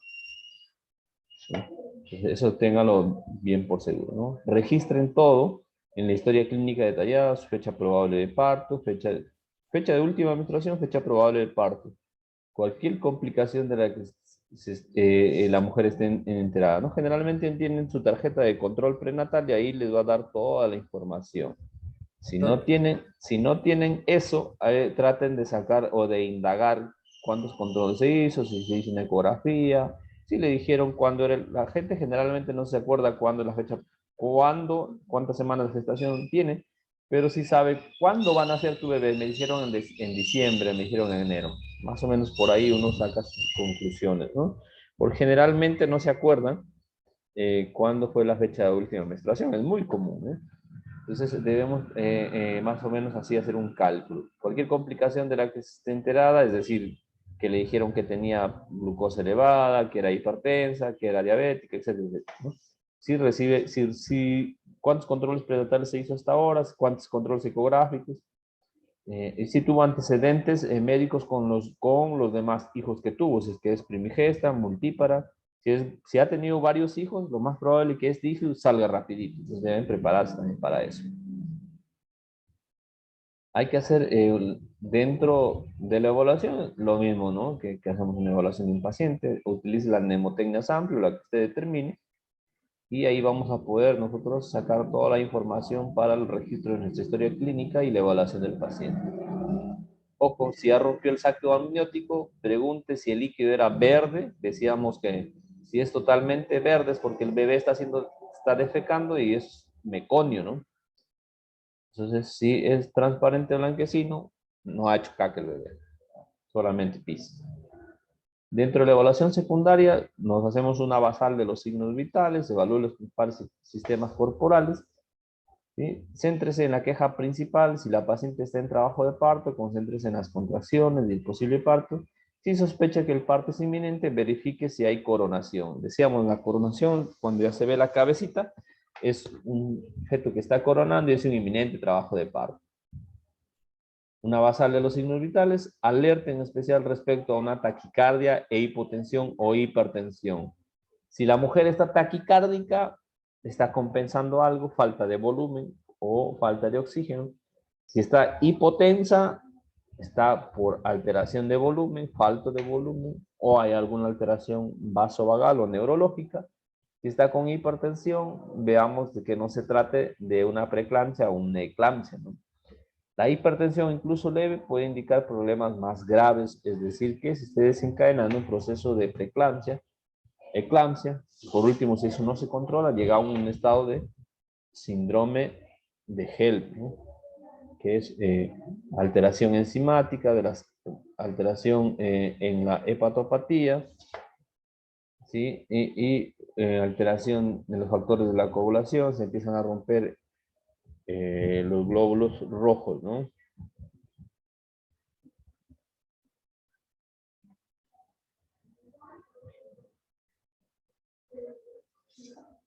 En la mayoría de los casos el parto es un proceso natural que no requiere de cuidados tan especiales, ¿no? De algo, es decir, de un poco de entrenamiento y un poco de cordura nada más, ¿no? De seguir una secuencia lógica. Cuando el parto se complica, ahí sí, entonces necesita de habilidades especiales o de un entrenamiento especial para poder ayudarlo a la mamá. En el proceso de revaluación hay que verificar nuevamente de cabeza a pies y enfocarnos en la queja principal, registrar toda la documentación, todo lo que hemos hecho, cómo encontramos a la paciente, qué hicimos, mejoró o no mejoró. En el caso de una embarazada con una queja no relacionada con el nacimiento, asegúrese de incluir en su reporte, ¿sí? Cuando estamos reportando el incidente, de qué molestias tienen para que se pueda transmitir, reciba la asistencia o estén esperando cuando nosotros lleguemos al hospital, ¿no? Si el nacimiento se presenta en el campo, tendrá que completar el reporte de atención, ¿sí? De los dos pacientes, es decir, dos historias, ¿no? La atención de la mujer embarazada, del parto y la atención del recién nacido. Existen tres etapas muy marcadas en el trabajo de parto, que es la dilatación del cérvix, el nacimiento del feto y el alumbramiento o la expulsión de la placenta. La primera etapa empieza con el inicio de las contracciones y termina con el cérvix totalmente dilatado, de lo que hablábamos del borramiento, ¿no? Y por lo regular esta etapa es más larga, con una duración promedio de 16 horas en las primigestas, y aumenta la frecuencia y la intensidad de las contracciones. En las multíparas, mujeres que han tenido muchos hijos, este se puede ver disminuido hasta en un cuarto, es decir, disminuir hasta un cuarto, es decir, hasta 4 horas. El trabajo de parto, por lo general, es más prolongado en una primigesta que en una multigesta. Una mujer puede presentar trabajo de parto prematuro o falso o contracciones de Braxton Hicks, es decir, que son contracciones que no son todavía el parto, que no son todavía el trabajo inicial del parto. Son pequeñas contracciones que se pueden dar por algún estímulo. Algunas mujeres presentan la ruptura prematura del saco amniótico, es decir, que antes de desencadenar el trabajo de parto se rompe el saco amniótico y el bebé se queda con poco saco amniótico. Entonces, el trabajo de parto falso con el trabajo de parto verdadero tienen algunas diferencias, ¿no? Las contracciones son regulares y no aumentan en intensidad, se quedan estacionarias. Las contracciones, una vez iniciadas, se toman más fuertes y más frecuentes. En el trabajo de parto falso, el dolor y las contracciones se inician y se mantienen en la parte baja del abdomen. En el verdadero, el dolor y las contracciones pueden iniciar en la parte baja de la espalda y rodar hacia la porción inferior del abdomen. En el trabajo de parto falso, la actividad física o un cambio de posición puede aliviar el dolor. En el trabajo de parto verdadero, la actividad física puede intensificar las contracciones, es decir, aumenta más rápido el trabajo de parto. Un tapón mucoso cuando está presente es pardo. El tapón mucoso cuando está presente es pardo en el trabajo de parto falso. En el trabajo de parto verdadero, el tapón mucoso es de color rosa o rojo y en general se acompaña de moco. En el trabajo de parto falso, si ocurre escape de líquido, suele corresponder a orina. En el trabajo de parto verdadero, el saco amniótico puede haberse roto apenas antes del inicio de las contracciones y hacerlo durante estas. Este líquido tiene un olor peculiar que es a lavandina, ¿no? O a lejía o hipoclorito de sodio. En la segunda etapa, se inicia cuando el feto ingresa en el conducto de nacimiento y termina en el nacimiento del recién nacido, ¿no? Entonces, decíamos que en esta etapa ya pues lo que se va a ver es la salida del recién nacido, ¿no? Las contracciones uterinas por lo regular son más frecuentes y prolongadas. El perine empezará a protruir significativamente y la parte alta de la cabeza del feto aparecerá en la abertura vaginal y eso se llama proceso de coronación. La tercera etapa empieza con el nacimiento del recién nacido y termina con la expulsión de la placenta. La placenta se debe separar por completo de la pared uterina. Puede durar hasta 30 minutos. No jale, no tironee, solamente acompañe la salida, ¿no? Con ligeros movimientos hacia los costados, hacia los 4 costados, ligeros movimientos, pero no los tironee totalmente porque se puede romper y quedar la placenta dentro y usted se queda con parte del cordón umbilical. La preparación para el parto, considera el parto en la escena cuando el nacimiento sea inminente, es decir, se está coronando. Esto ocurre generalmente en un desastre natural, cuando hay un clima inclemente o algún factor ambiental que pueda imposibilitar la llegada de usted al hospital. Para determinar si el parto es inminente, qué tiempo tiene de embarazo, cuál es la fecha probable de parto, es decir, cuándo le dijeron que van a hacer. Eso se acuerda la gente, ¿no? ¿Es su primer embarazo? Sí, es mi primer embarazo, entonces el trabajo de parto va a ser relativamente largo. Si no, si es multípara, entonces ese parto va a ser muy rápido y ya se puede desencadenar, ¿no? ¿Tiene contracciones? Sí. ¿Cuántas contracciones? Entonces se quedará pues agarrando la barriguita y contando en un minuto, perdón, en 10 minutos cuántas contracciones ha tenido. Entonces de tres contracciones en un minuto, todavía el trabajo no es tan inminente. Si ya ahí tiene 7 contracciones, en 10 minutos tiene 3 contracciones, no es tan inminente el parto. Si ya tiene más de 3, 4, 5, 6, 7, entonces ya está en el trabajo de parto inminente, ¿no? ¿Qué tan rápidas son? ¿Qué tanto duran? Para determinar si el parto es inminente, pregunta a la paciente, ¿ha presentado manchas o sangrado? Sí. ¿Se le rompió la fuente? Sí. ¿Siente la necesidad de tener una evacuación intestinal? Ojo, el signo pactognomónico, o sea, lo característico de una persona que dice que está saliendo el producto, dice, quiero hacer caca, me quiero ir al baño y quiero hacer caca. Ojo, no lo deje que se mueva porque esa paciente ya va a salir el producto, ¿no? ¿Siente la necesidad de tener una evacuación intestinal? Sí, bueno, el producto ya está saliendo. Para determinar cualquier complicación potencial, pregunte, ¿sus partos anteriores fueron por cesárea? Sí, entonces este parto lo más probable también sea por cesárea. ¿Ha tenido algún problema con este o con embarazos anteriores? Sí, entonces también puede tener.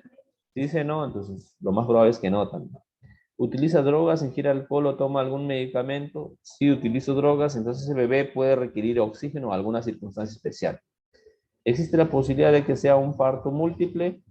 Un abdomen muy grande, con ecografías que le han dicho que probablemente tenga 2 o 2.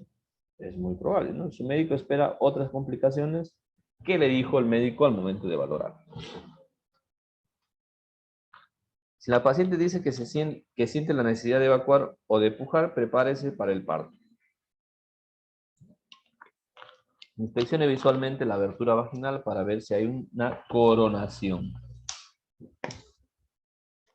Una vez que inicie el trabajo de parto, no puede disminuir su velocidad ni detenerse.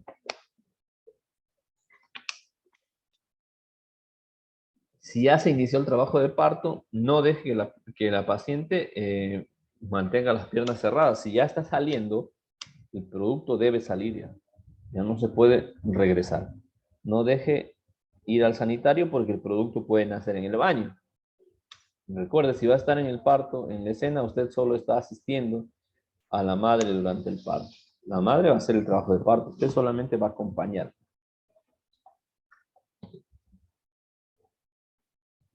Entonces debemos tener siempre un equipo para la atención del recién nacido, siempre.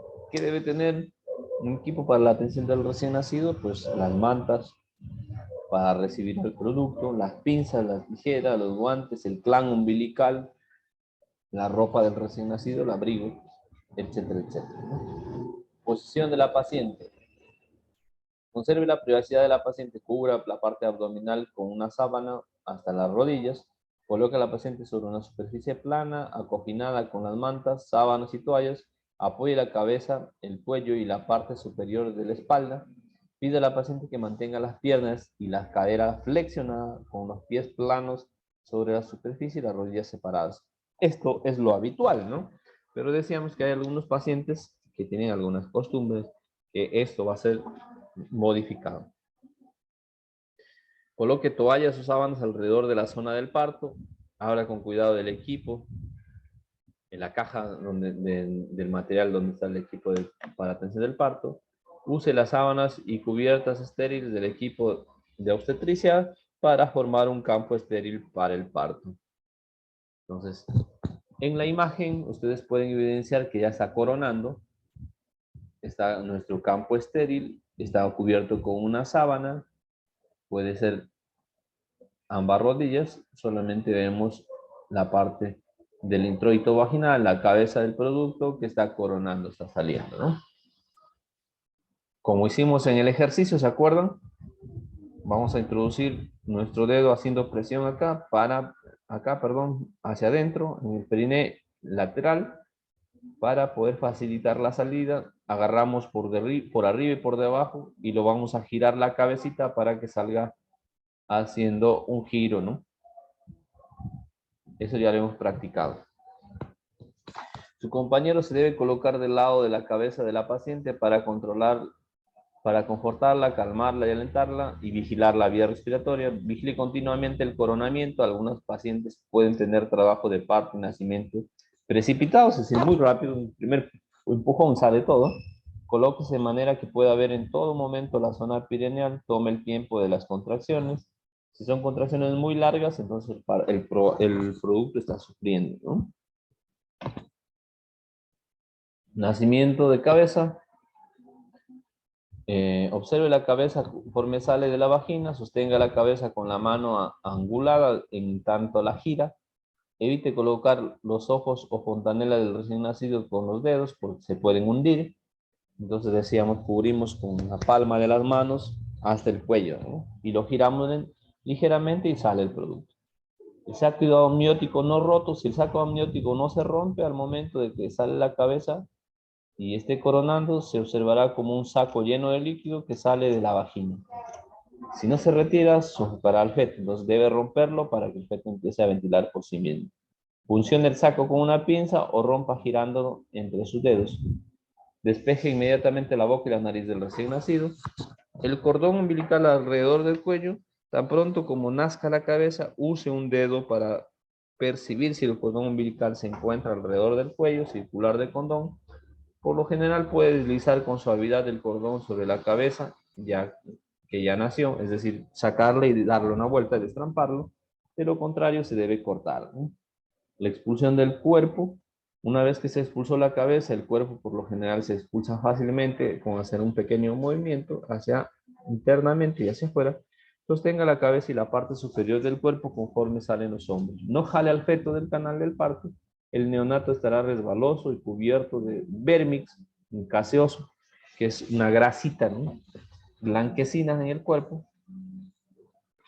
Los cuidados postparto. Si la madre tiene la capacidad y el deseo, coloque el recién nacido sobre su abdomen para que empiece inmediatamente el contacto de piel a piel. Se llama apego precoz. Se limpia la teta de la madre y se empieza a darle lactar, ¿no?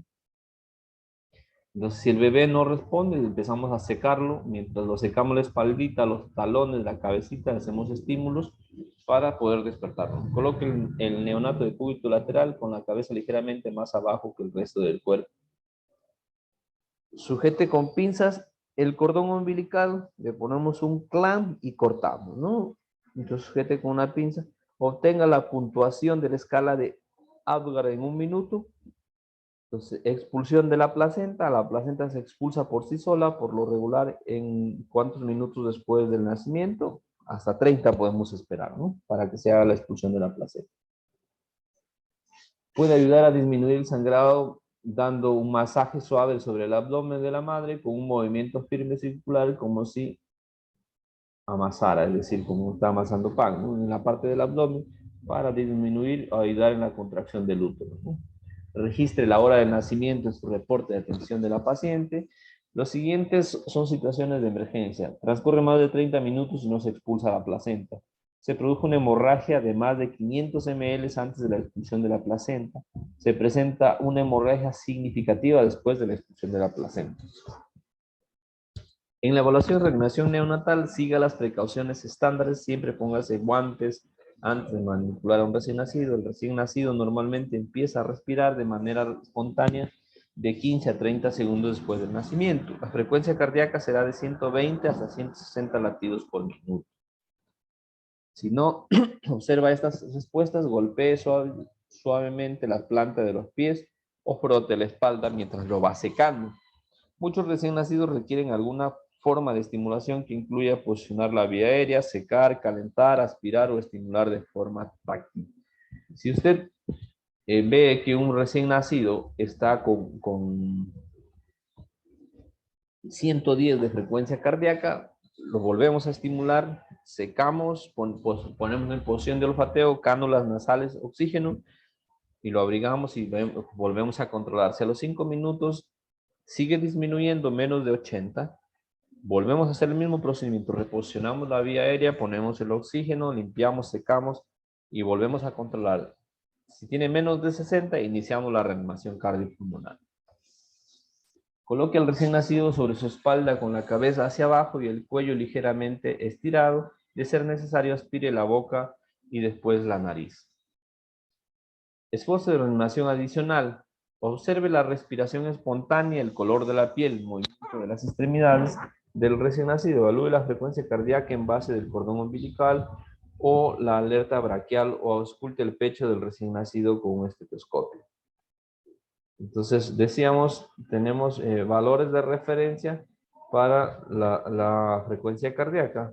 Decíamos que la frecuencia cardíaca es de 120 a 160 y eso es normal, ¿no? Entonces, los pacientes que están por debajo de eso, entre 100 a 110, lo secamos, lo limpiamos, lo posicionamos y lo abrigamos y lo volvemos a controlar. Y le damos oxígeno con puntas nasales de 60 a 100, oxígeno a presión positiva con un dispositivo BBM. Volvemos a hacer el mismo procedimiento, pero ahora sí el oxígeno va a ir a presión positiva. Menos de 60, iniciamos la reanimación cardiopulmonar neonatal. Los esfuerzos de reanimación adicional, si se requiere compresiones torácicas, use la técnica de rodeo con las manos para la reanimación entre dos personas.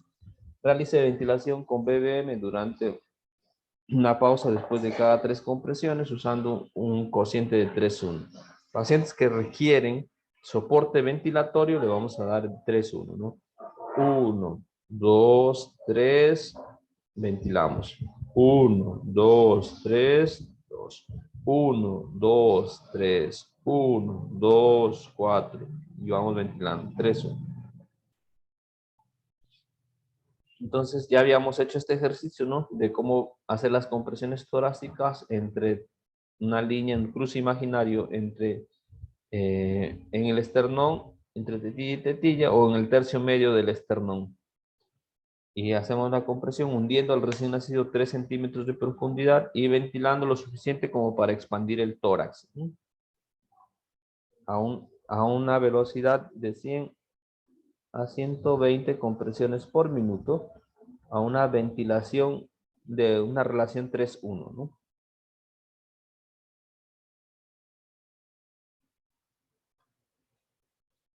Si observa meconio en líquido amniótico, el recién nacido no respira de manera adecuada, aspire rápidamente su boca y después la nariz antes de aplicar ventilaciones de rescate. Es decir, puede que la vía respiratoria esté con meconio, entonces eso está obstruyendo la vía aérea. La puntuación de la escala de Apgar, esto les voy a dejar como tarea que me hagan el cuadro de puntuación de la escala de la escala de Apgar. Eso va a ser su tarea para que lo puedan presentar ustedes. ¿Qué es lo que valora la escala de Apgar? ¿Qué puntuación les da? ¿Qué es lo que valora? ¿No? Se asigna un valor numérico a 5 áreas: la apariencia, el pulso, la gesticulación, la actividad del tono muscular y las respiraciones. Si ustedes ven, la mnemotecnia es Apgar, ¿sí? Apgar. Apariencia, pulso, gesticulación o respuesta a estímulos, actividad o tono muscular y respiraciones. Entonces quiero que hagan un cuadro de eso y lo interpreten, ¿no? El total de los 5 cifras sumadas corresponden a una puntuación de Apgar. Calcule la puntuación de Apgar al minuto y a los 5 minutos después del nacimiento. Entonces, lo vamos a pasar esto. Entonces, valoramos a un recién nacido, calcule la puntuación de Apgar, la estimulación debe producir un incremento inmediato de las respiraciones. Si el recién nacido respira normal, evalúe su pulso. Evalúe la oxigenación por oximetría de pulso y observe si hay cianosis central. Decíamos que los pacientes pediátricos o recién nacidos son oxígenos dependientes. Si son oxígenos dependientes, ante una falta de oxígeno, van a entrar en un proceso de hipoxemia. Es lo más rápido o lo más antes que pueda suceder.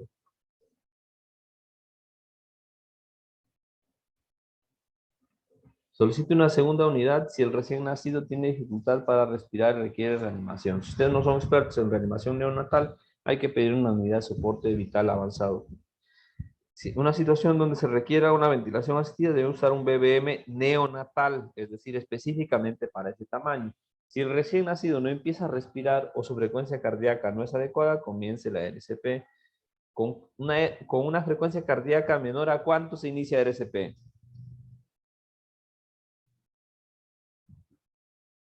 En el recién nacido, Menor a 60. exacto, con una frecuencia cardíaca menor a 60, inmediatamente iniciamos el RCP, ¿no? Cuando el parto es pélvico, la mayoría de los lactantes nace con la cabeza en primer término, ¿no? De cabeza. En ocasiones nacen en primer término de nalgas o podálicos, ¿no? Se denomina presentación pélvica o podálica.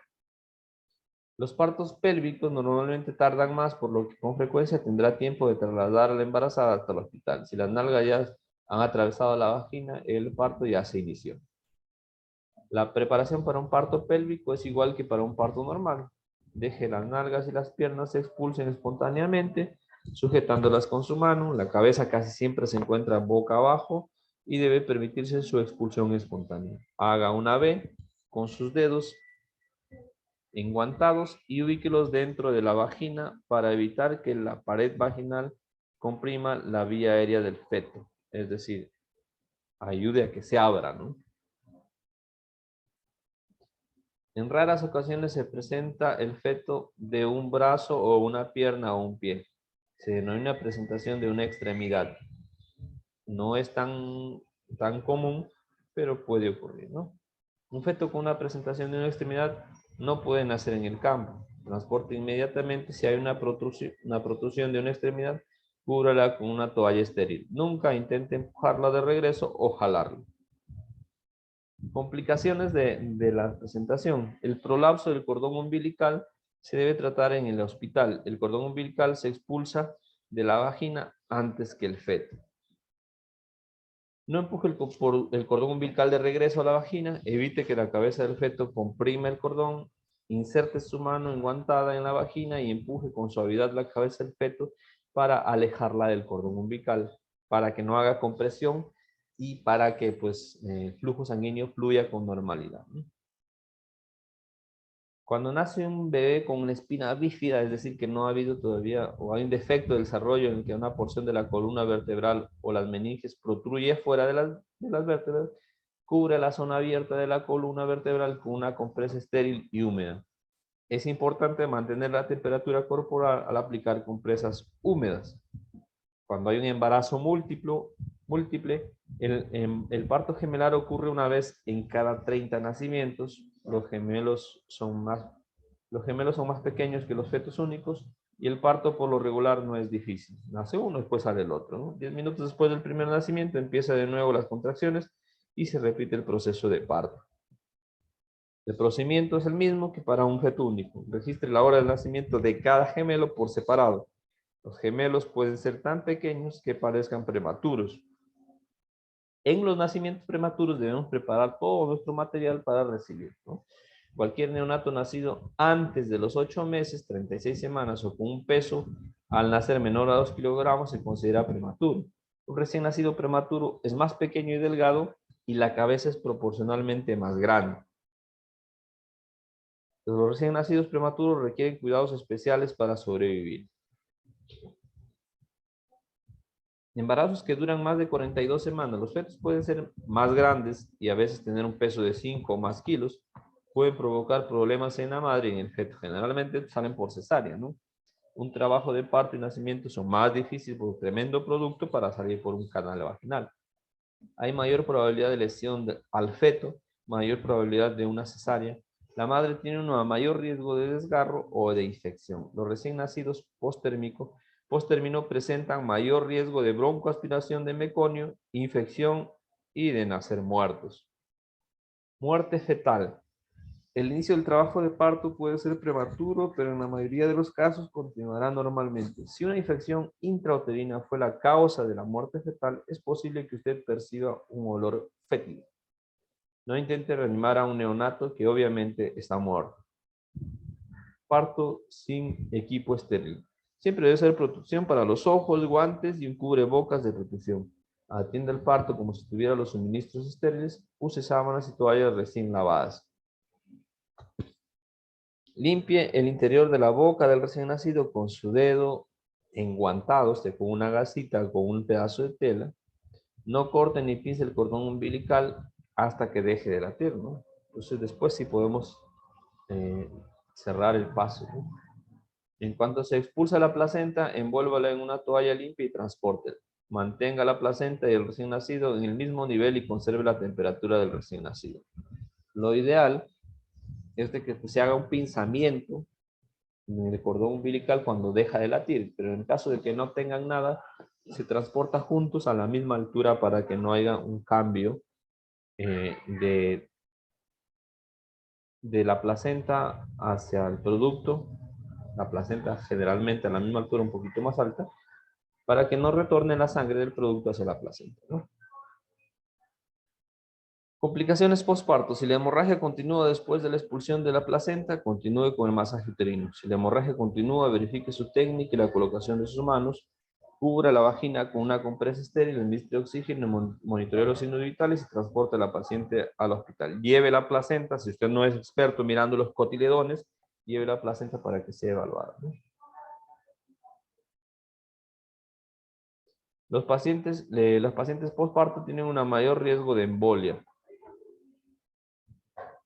La más común es una embolia pulmonar. Eso es consecuencia de un coágulo que viaja a través del torrente sanguíneo y se aloja en la circulación pulmonar.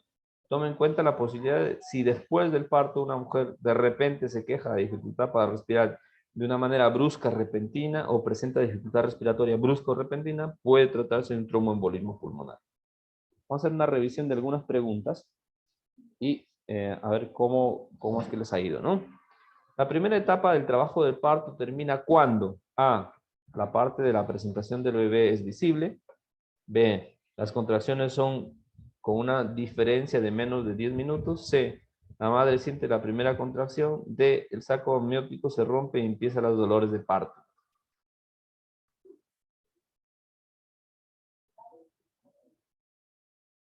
A ver, ¿cuál creen que es?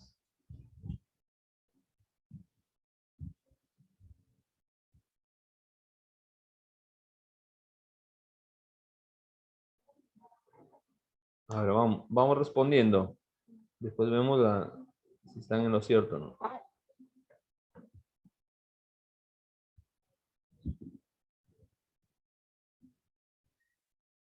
La B, doctor. A ver, escriban al chat, a ver.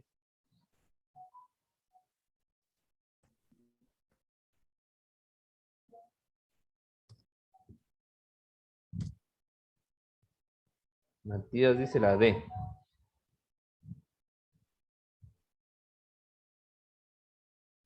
A ver, veamos.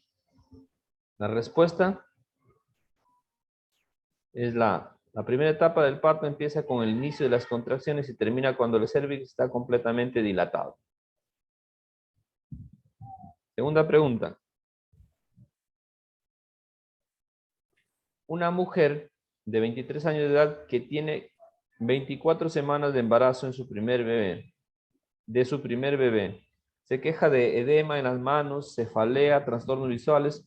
Cuando evalúa sus signos vitales, observa que su presión arterial es de 160/94. Lo más probable es que ella esté presentando eclampsia, preeclampsia, una crisis hipertensiva, retención crónica de agua.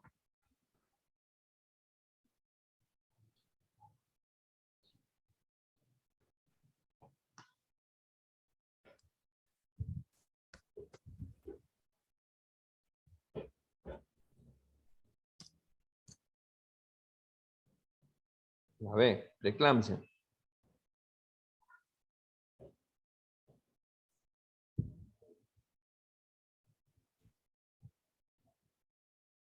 ¿Sí? A ver. La Doctor, B. La B, ¿no? La preeclampsia, también llamada hipertensión inducida por el embarazo, generalmente se desarrolla después de la semana 20 de gestación y afecta más comúnmente a las pacientes primigestas. Primer embarazo se caracteriza por cefalea, trastornos visuales, edema de manos y de pies, ansiedad y presión arterial. Ojo, eso no quiere decir que solamente en el primer embarazo, ¿ah? Se puede dar también el segundo embarazo en los demás embarazos.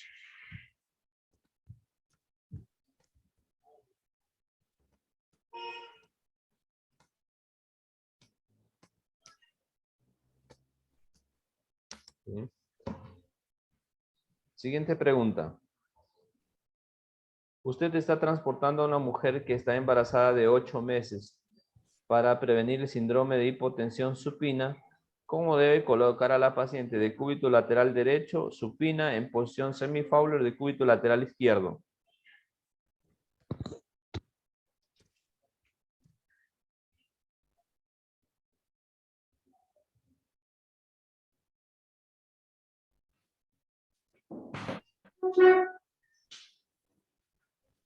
Recuerden que por el lado derecho hay el retorno venoso.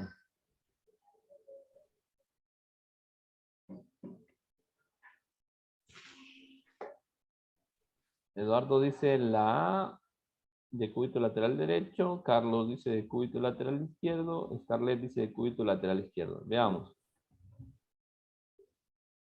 La D.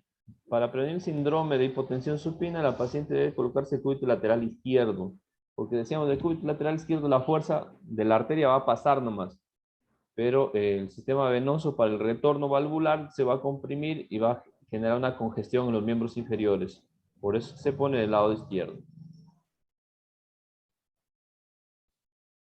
4. Inmediatamente después de que nace la cabeza del lactante, usted debe A. Aspirar la boca y después la nariz del bebé. B. Aspirar la nariz y después la boca del bebé. C.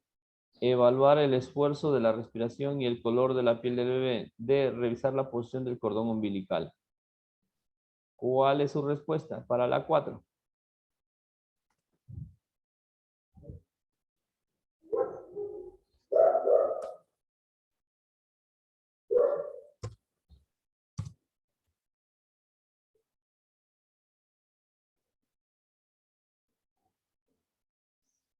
Matías dice la D. Scarlett dice la D. A ver, veamos. La respuesta es la D, ¿no? Inmediatamente después de que nazca la cabeza del bebé, debe verificar la posición del cordón umbilical para asegurarse que no está enrollado alrededor del cuello del bebé, o sea, circular del cordón. Si no hay una circular del cordón, succione la boca y la nariz del bebé.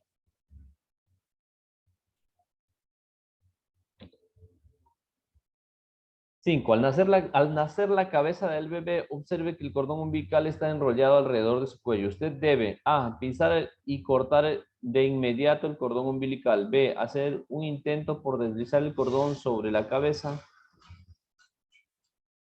C. Mantener húmedo el cordón y transportarlo lo antes posible. D. Administrar a la madre oxígeno de alto flujo y transporte rápido.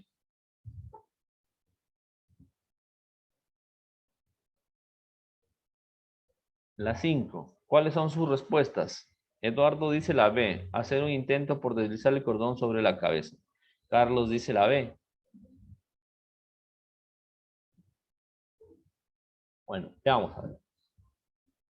Sí, el fundamento. Si el cordón umbilical está enrollado alrededor del cuello, el bebé debe hacer un intento por quitarle suavemente alrededor del cuello del bebé. De no ser posible, debe pinzar y cortar el cordón umbilical. Eso es lo que habíamos hablado, ¿no? 6. La necesidad y el grado de reanimación para el recién nacido se basa en A. La puntuación del Apgar de 1 minuto, la edad gestacional del recién nacido, la respuesta del recién nacido al oxígeno, el esfuerzo respiratorio, la frecuencia cardíaca y el color. La necesidad y el grado de reanimación para el recién nacido se basa en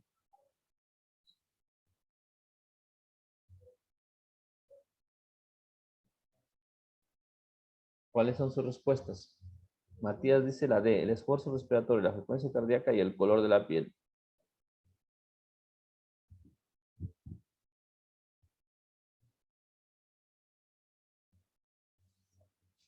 ¿Alguien más?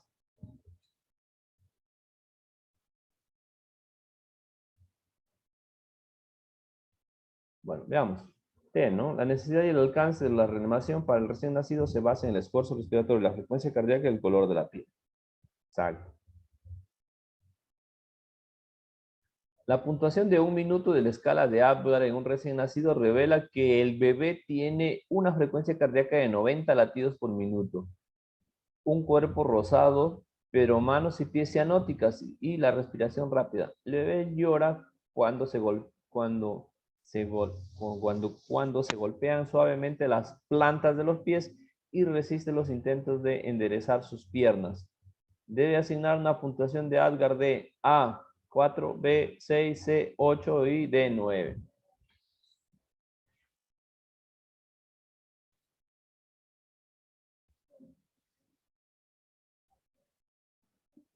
Frecuencia cardíaca 90, cuerpo rosado, manos y pies cianóticas.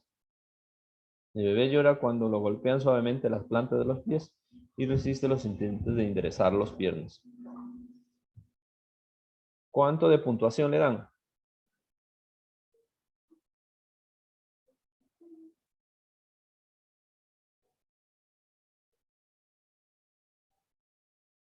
A ver, ¿cuánto de puntuación le dan? Nada. Eso queda como tarea, ¿no? El Apgar.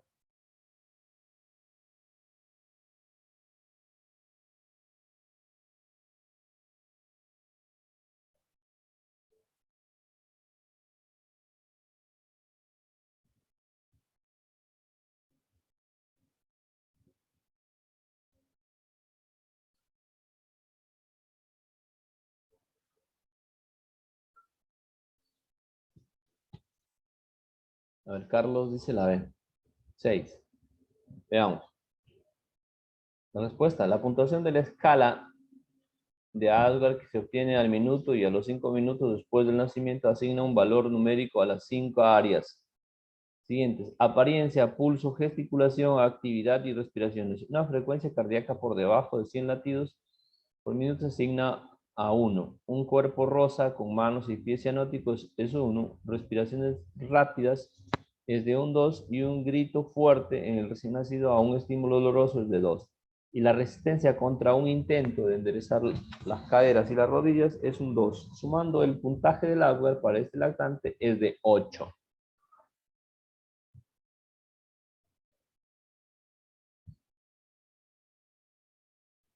La forma más eficaz de prevenir un paro cardiopulmonar en un recién nacido es A. Aumentar con rapidez su temperatura corporal. B.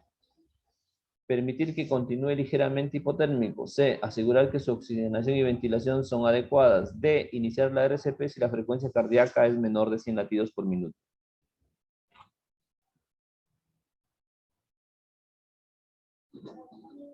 ¿Cuál es su respuesta?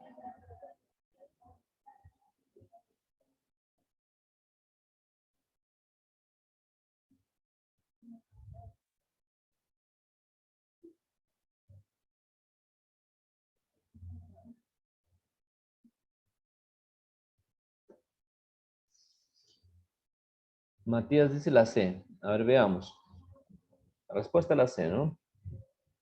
El paro cardiopulmonar en lactantes y niños inducidos incluidos los recién nacidos, con frecuencia es el resultado de un paro respiratorio, por lo tanto asegurar una adecuada oxigenación y ventilación en todo momento es crítico. También es importante mantener la temperatura corporal del lactante y evitar la hipotermia. Respuesta correcta, ¿no? 9. Mientras ayuda a una mujer en trabajo de parto, visualiza el área vaginal y observa que un brazo protruye de su vagina. Ella le dice que siente la necesidad de pujar. Usted debe A. Cubrir el brazo con una toalla estéril y transportar de inmediato. B. Alentar a que siga pujando mientras usted se prepara para trasladarla rápido. Insertar sus dedos enguantados en la vagina e intentar girar al bebé. D. Darle instrucciones a la madre de que siga pujando y administrar oxígeno a flujo alto. ¿Cuál es la respuesta?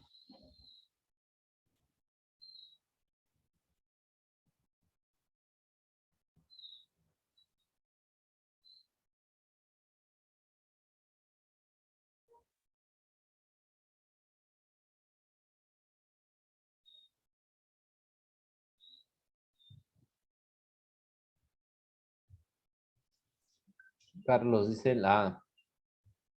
Veamos. Matías dice la A.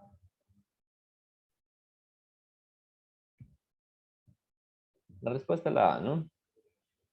No hay partos en el campo con presentación de extremidades. Eso se dijo, ¿no? Y punto.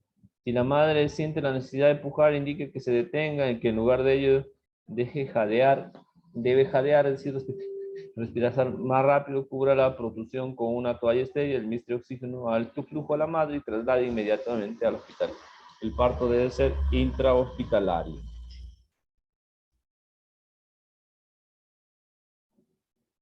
A ver, veamos la última pregunta. Un recién nacido se considera de término si nació después de la semana y antes de la semana de gestación. Entonces, ¿cuándo se considera un recién nacido a término? ¿En qué semanas? Si nació después de la semana A, 34 y antes de la 37, B, 37 y antes de la 42, C, 38 y antes de la 44, D, 39 y antes de la semana 43. ¿Cuál es la respuesta?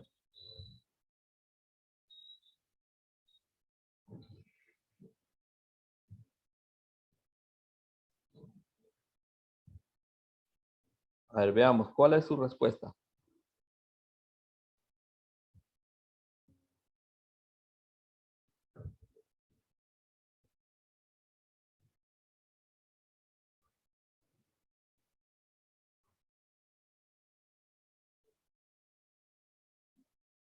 A ver, ¿cuál es su respuesta?